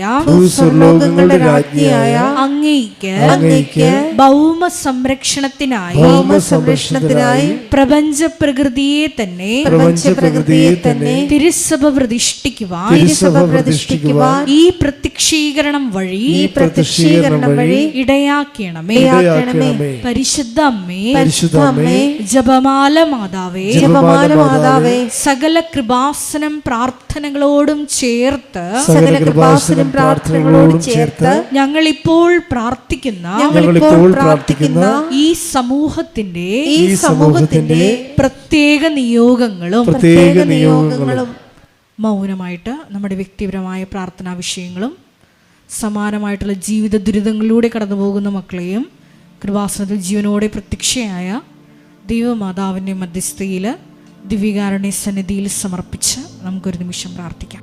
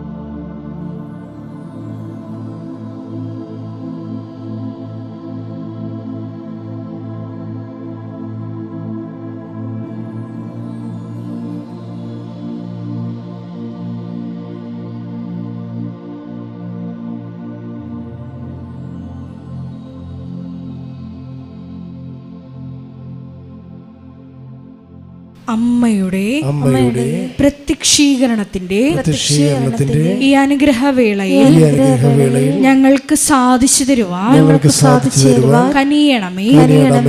ആമേൻ. സ്തുതിച്ചു പ്രാർത്ഥിക്കാം. ഹല്ലേലൂയ, ഹല്ലേലൂയ, ഹല്ലേലൂയ, ഹല്ലേലൂയ. ഒരിക്കൽ കൂടി നാളിതുവരെ കൃപാസനത്തിൽ വന്ന് മരിയൻ ഉടമ്പടിയെടുത്ത് പ്രാർത്ഥിച്ചു പോയിട്ടുള്ള മുഴുവൻ മക്കളെയും, ഓൺലൈനായി ഉടമ്പടിയെടുത്ത് പ്രാർത്ഥിക്കുന്ന മക്കളെയും, ലൈറ്റ് ക്യാൻഡിൽ പ്രയർ വഴിയായിട്ടും അവർ ഡെയിലി ബ്രെഡ് പ്രാർത്ഥനയിലൂടെയും എല്ലാം തങ്ങളുടെ നിയോഗങ്ങൾ സമർപ്പിക്കുന്ന ഓരോ മക്കളുടെയും വ്യക്തിപരമായ ആവശ്യങ്ങളെ ഞങ്ങൾ ഈ അൾത്താരയിൽ സമർപ്പിച്ച് പ്രാർത്ഥിക്കുന്നു. ഏറെ പ്രത്യേകമായിട്ട് ജീവിത ദുരിതങ്ങളിലൂടെ കടന്നു പോകുന്ന മക്കളുടെ പ്രത്യേകമായ നിയോഗങ്ങളെ ഈ അൾത്താരയിൽ സമർപ്പിച്ച് പ്രാർത്ഥിക്കുന്നു.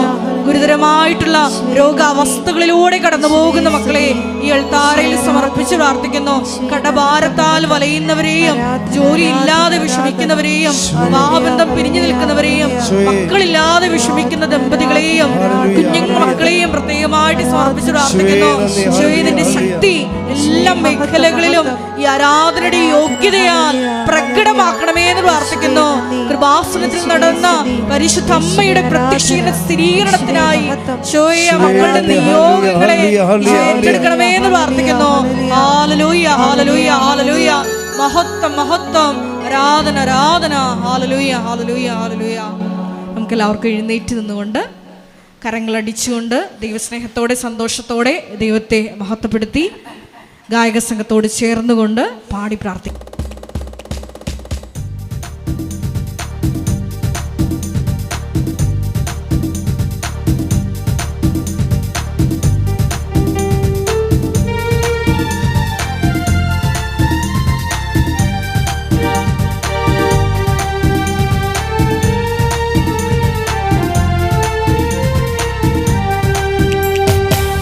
ആരാധനയ്ക്ക് യോഗ്യനേ നിന്നെ ആരാധിച്ചിടുന്നീരാ. ആരാധനയ്ക്ക് യോഗ്യനേ നിന്നെ ഞങ്ങൾ ആരാധിച്ചിടുന്നീരാ. ആഴിയൂഴി നിർമ്മിച്ച നാഥൻ ആത്മാവിൽ ആരാധിക്കാം കർത്താവിനെ നിത്യം സ്തുതിച്ചിടുക. ആത്മാവിൽ ആരാധിക്കാം കർത്താവിനെ നിത്യം സ്തുതിച്ചിടുക. ആരാധനയ്ക്ക് യോഗ്യനേ നിന്നെ ആരാധിച്ചിടുന്നീരാ. ആരാധനയ്ക്ക് യോഗ്യനേ നിന്നെ ആരാധിച്ചിടുന്നീരാ. സ്തുതിച്ചു പ്രാർത്ഥിക്കാം. യേശുവേ നന്ദി, യേശുവേ ആരാധന. യേശുവേ വചനം ശ്രവിക്കുവാൻ ഞങ്ങളുടെ ആന്തരിക കർണ്ണപുടങ്ങളെ പ്രത്യേകമായിട്ട് അഭിഷേകം ചെയ്യണമേ എന്ന് പ്രാർത്ഥിക്കുന്നു. വചനം സ്വീകരിക്കുവാൻ ഞങ്ങളുടെ ഹൃദയത്തെ ഒരുക്കണമേ എന്ന് പ്രാർത്ഥിക്കുന്നു. യേശുവേ നന്ദി, യേശുവേ ആരാധന. പാപത്താൽ നിറയപ്പെട്ട എന്നെ നീരെ പാണിയാൽ പിടിച്ചെടുത്തു.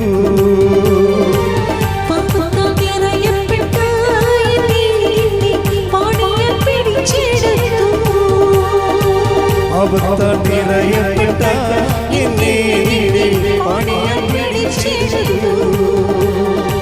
പാവാനീണം തന്നു പാപത്തിൽ കരപോക്കി, പാവാനീണം തന്നു പാപത്തിൽ കരപോക്കി.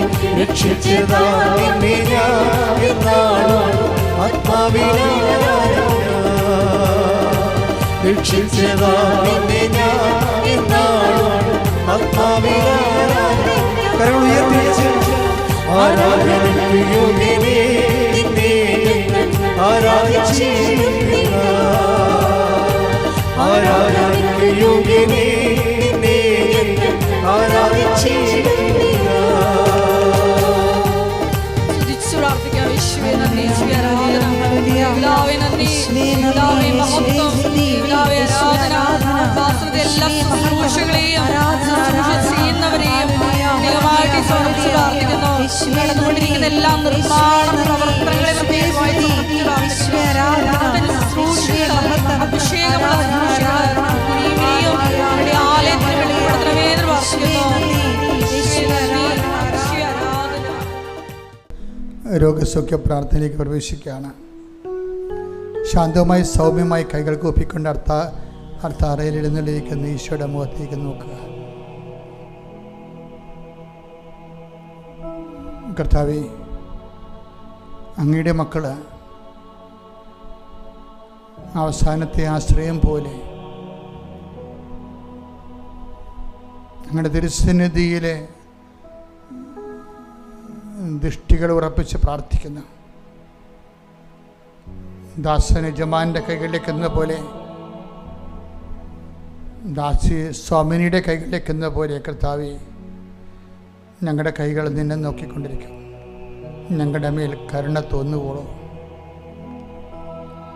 കർത്താവിനെ നോക്കുന്നവർ പ്രകാശിതരാകും എന്നുള്ള വചനം ഈ നിമിഷം ഞങ്ങൾ അനുസ്മരിക്കുന്നു. കർത്താവേ, ഈ സന്ധ്യയെ നിന്റെ തിരുമുറുവാണെന്ന് വലുതുകരം, ആണിപ്പെടുതാടുന്ന അത്ഭുതകരം, ഈ ആരാധനയെ പ്രാർത്ഥിക്കുന്ന ഓരോ മകൻ്റെ മേലും ഓരോ മകളുടെ മേലും അങ്ങ് വയ്ക്കണമെന്ന് പ്രാർത്ഥിക്കുന്നു. ഉച്ച മുതൽ ഉള്ളംകാല് വരെ കർത്താവിൻ്റെ രക്തം പടരട്ടെ. മാരക രോഗങ്ങൾ, തീരാവേദികൾ, ജീവിത ദുരിതങ്ങൾ, നമ്മുടെ ഭാരങ്ങളാണ് അവൻ ചുമന്നത്. നമ്മുടെ പാപങ്ങൾക്ക് വേണ്ടി അവൻ ശിക്ഷ വാങ്ങിച്ചു എന്നുള്ള കർത്താവേ, ലോകത്തിലെ എല്ലാ ഭാരങ്ങളെ ഏറ്റെടുത്തവനെ കർത്താവേ, മനുഷ്യരാശിയുടെ എല്ലാ തിന്മകളുടെയും എല്ലാ രോഗങ്ങളുടെയും ഭാരങ്ങളുടെ ഏറ്റെടുപ്പുകാരാണ്. അങ്ങേ നാഥനും രക്ഷകനുമായി ഏറ്റുപറഞ്ഞുകൊണ്ട് ബാസനാമ്മ ജീവനോടെ പ്രത്യക്ഷപ്പെട്ട ആൾക്കാരുടെ വാതിക്കല് നടക്കുന്ന ഈ ആരാധനയുടെ കൈകൾ ഈ ലോകത്തിൻ്റെ എല്ലാ ഭാഗങ്ങളും, എല്ലാ ഭൂഖണ്ഡങ്ങളും, എല്ലാ രാജ്യങ്ങളിലും രാത്രിയും പകലും പ്രാർത്ഥിക്കുന്ന ഓരോ മകൻ്റെ മേലും മകളുടെ മേലും അവരുടെ ജീവിത ആവശ്യങ്ങളുടെ മേലും കർത്താവിൻ്റെ കൃപ ചൊരിയട്ടെ. സ്തുതിക്കട്ടെ. ഹല്ലേലൂയ. യേശുവേ നന്ദി, യേശുവേ ആരാധന, പിതാവേ നന്ദി, പിതാവേ മഹത്വം, പിതാവേ ആരാധന. എല്ലാ ജീവിത ദുരിതങ്ങളുടെയും മേലും ദൈവിക ഇടപെടലുണ്ടായി എത്രയും വേഗം എല്ലാ മക്കളെയും സാക്ഷികളാക്കി എത്തണമേ. യേശുവേ നന്ദി, യേശുവേ ആരാധന, പിതാവേ നന്ദി, പിതാവേ മഹത്വം. തിരിച്ചോരയാലെന്നെ സുഖമാക്കണേ ഈശോ, തിരുമുറിവിൽ നിന്നൊഴുകും തിരിച്ചോരയാലെന്നെ സുഖമാക്കണേ ഈശോ. കർത്താവേ, മനസ്സിൽ സങ്കടം കുവിഞ്ഞു കൂടുന്നവരെ, ആരും സഹായിക്കാനില്ലല്ലോ, ഒരു രക്ഷപ്പെടാനുള്ളൊരു ചിന്ത പോലും എൻ്റെ മനസ്സിൽ വരണില്ലല്ലോ എന്ന് ഓർത്ത് വിഷമിക്കുന്നവർക്കെല്ലാം ഈ രാത്രിയിൽ അവർ രക്ഷപ്പെടാനുള്ള മാർഗങ്ങൾ കാണിച്ചു കൊടുക്കണമെന്ന് പ്രാർത്ഥിക്കുന്നു. എത്രയോ വ്യക്തികൾക്ക് പരിശുദ്ധമ്മ നേരിട്ട് പ്രത്യക്ഷപ്പെട്ടിരിക്കുന്നു. കർത്താവെ, പ്രത്യക്ഷപ്പെടാതെയോ അല്ലാതെയോ അങ്ങനെ ആശ്രയിച്ച് ജീവിക്കുന്ന മക്കളുടെ മേൽ അങ്ങയുടെ ഔദാര്യവും കൃപയും ചൊരിയണമെന്ന് പ്രാർത്ഥിക്കുന്നു. നടുവേദനയുള്ളവരെ, നടുവേ കാരണം ജോലിക്ക് പോകാൻ പറ്റാത്തവരെ, വാതരോഗികൾ, കർത്താവ് അസ്ഥി ഉരുക്കമുള്ളവരെ, കർത്താവിൻ്റെ സ്പർശനത്താൽ മാരക രോഗങ്ങൾ യേശുവിൻ്റെ നാമത്തിൽ മാറിപ്പോകട്ടെ. ശ്വാസകോശ രോഗികൾ, സ്പൈനൽ കോഡിൻ്റെ അസുഖമുള്ളവരെ, സ്പോണ്ടിലോസിസ് അസുഖമുള്ളവരെ, കർത്താവ് ബ്രെയിനിലെ കുരുക്കളും മുഴകളും ഉള്ളവർ, ഉദരരോഗികൾ, ഹൃദയരോഗികൾ, കർത്താവിൻ്റെ നാമത്തിൽ തിരുമുറുപാടുന്ന വലത് കർത്താവ് സ്പർശിക്കപ്പെടട്ടെ എന്ന് പ്രാർത്ഥിക്കുന്നു. ചിരങ്ങ് രോഗികൾ, ത്വക്ക് രോഗികൾ, കർത്താവിൻ്റെ വിശുദ്ധമായ രക്തത്തെ കഴുകപ്പെടുത്തുന്ന പ്രാർത്ഥിക്കുന്നു. എൻ്റെ കർത്താവിൻ്റെ ഉന്നതമായ നാമത്തിൽ സഭയുടെ അധികാരത്തെക്കുറിച്ചിൻ്റെ അടയാളം ദൈവശക്തിയാൽ മാറിയ രോഗങ്ങൾ ഈശോ നാമത്തിൽ മാറിപ്പോകട്ടെ. സ്തുതിക്കട്ടെ. ഹല്ലേലൂയ.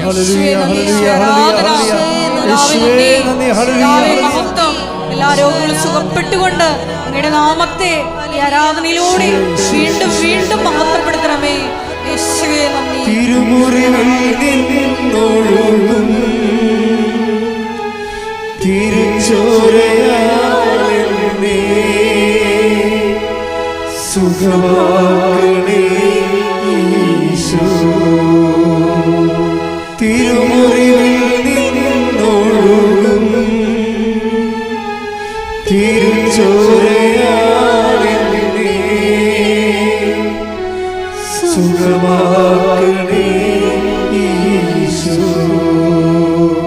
എൻ്റെ മക്കളെ, നിങ്ങളെ വേദനിക്കുന്ന വിഷയം, നിങ്ങളെ വേദനിപ്പിക്കുന്ന വ്യക്തികൾ, വേദനിക്കുന്ന കാര്യങ്ങൾ, അത് രേഖകളാകാം, അല്ലെങ്കിൽ വേറെ ഏതെങ്കിലും നടപടിക്രമങ്ങളാകാം, അല്ലെങ്കിൽ കേസുകളാകാം, അല്ലെങ്കിൽ ജോലി സാധ്യതയാകാം, അല്ലെങ്കിൽ പഠനങ്ങളാകാം, പരീക്ഷയാകാം, പരീക്ഷ മാർക്ക് കുറഞ്ഞതാകാം, അല്ലെങ്കിൽ മറ്റു തരത്തിലുള്ള രേഖകളുടെ തടസ്സങ്ങളാകാം.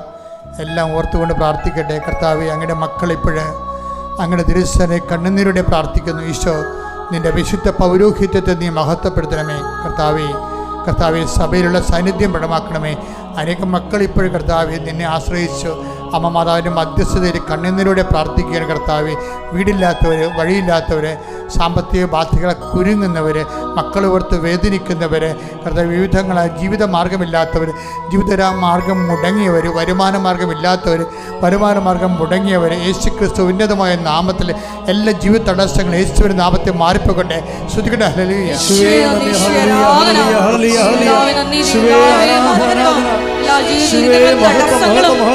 പോയിക്കൊണ്ട് ആരാധനയിലൂടെ വീണ്ടും വീണ്ടും മഹത്വപ്പെടുത്തണമേ.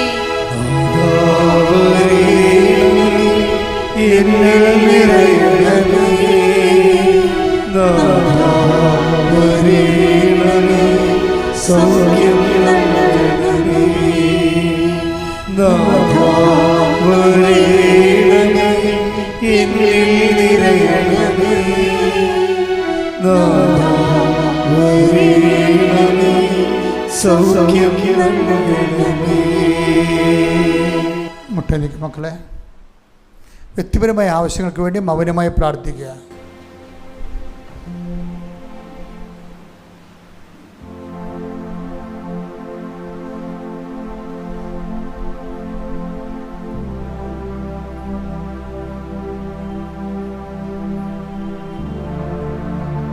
പ്രിയമുള്ളവരെ,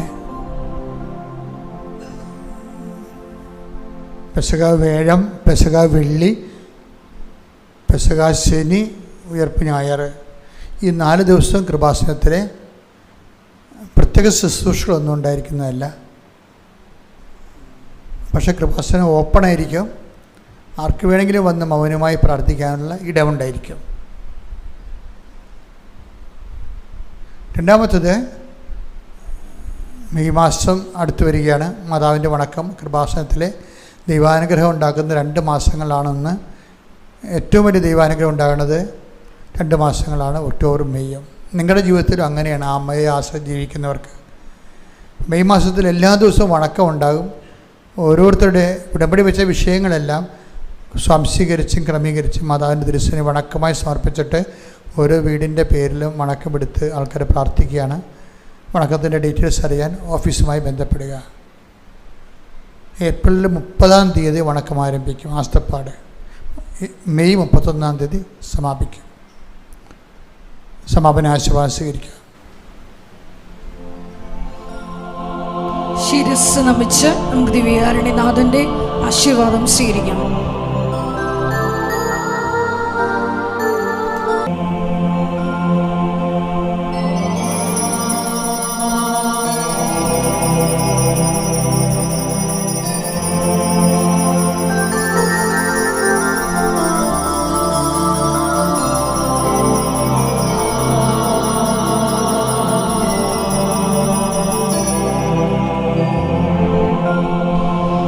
പരിശുദ്ധ പരമമാ ദിവ്യകാരുണ്യമേ,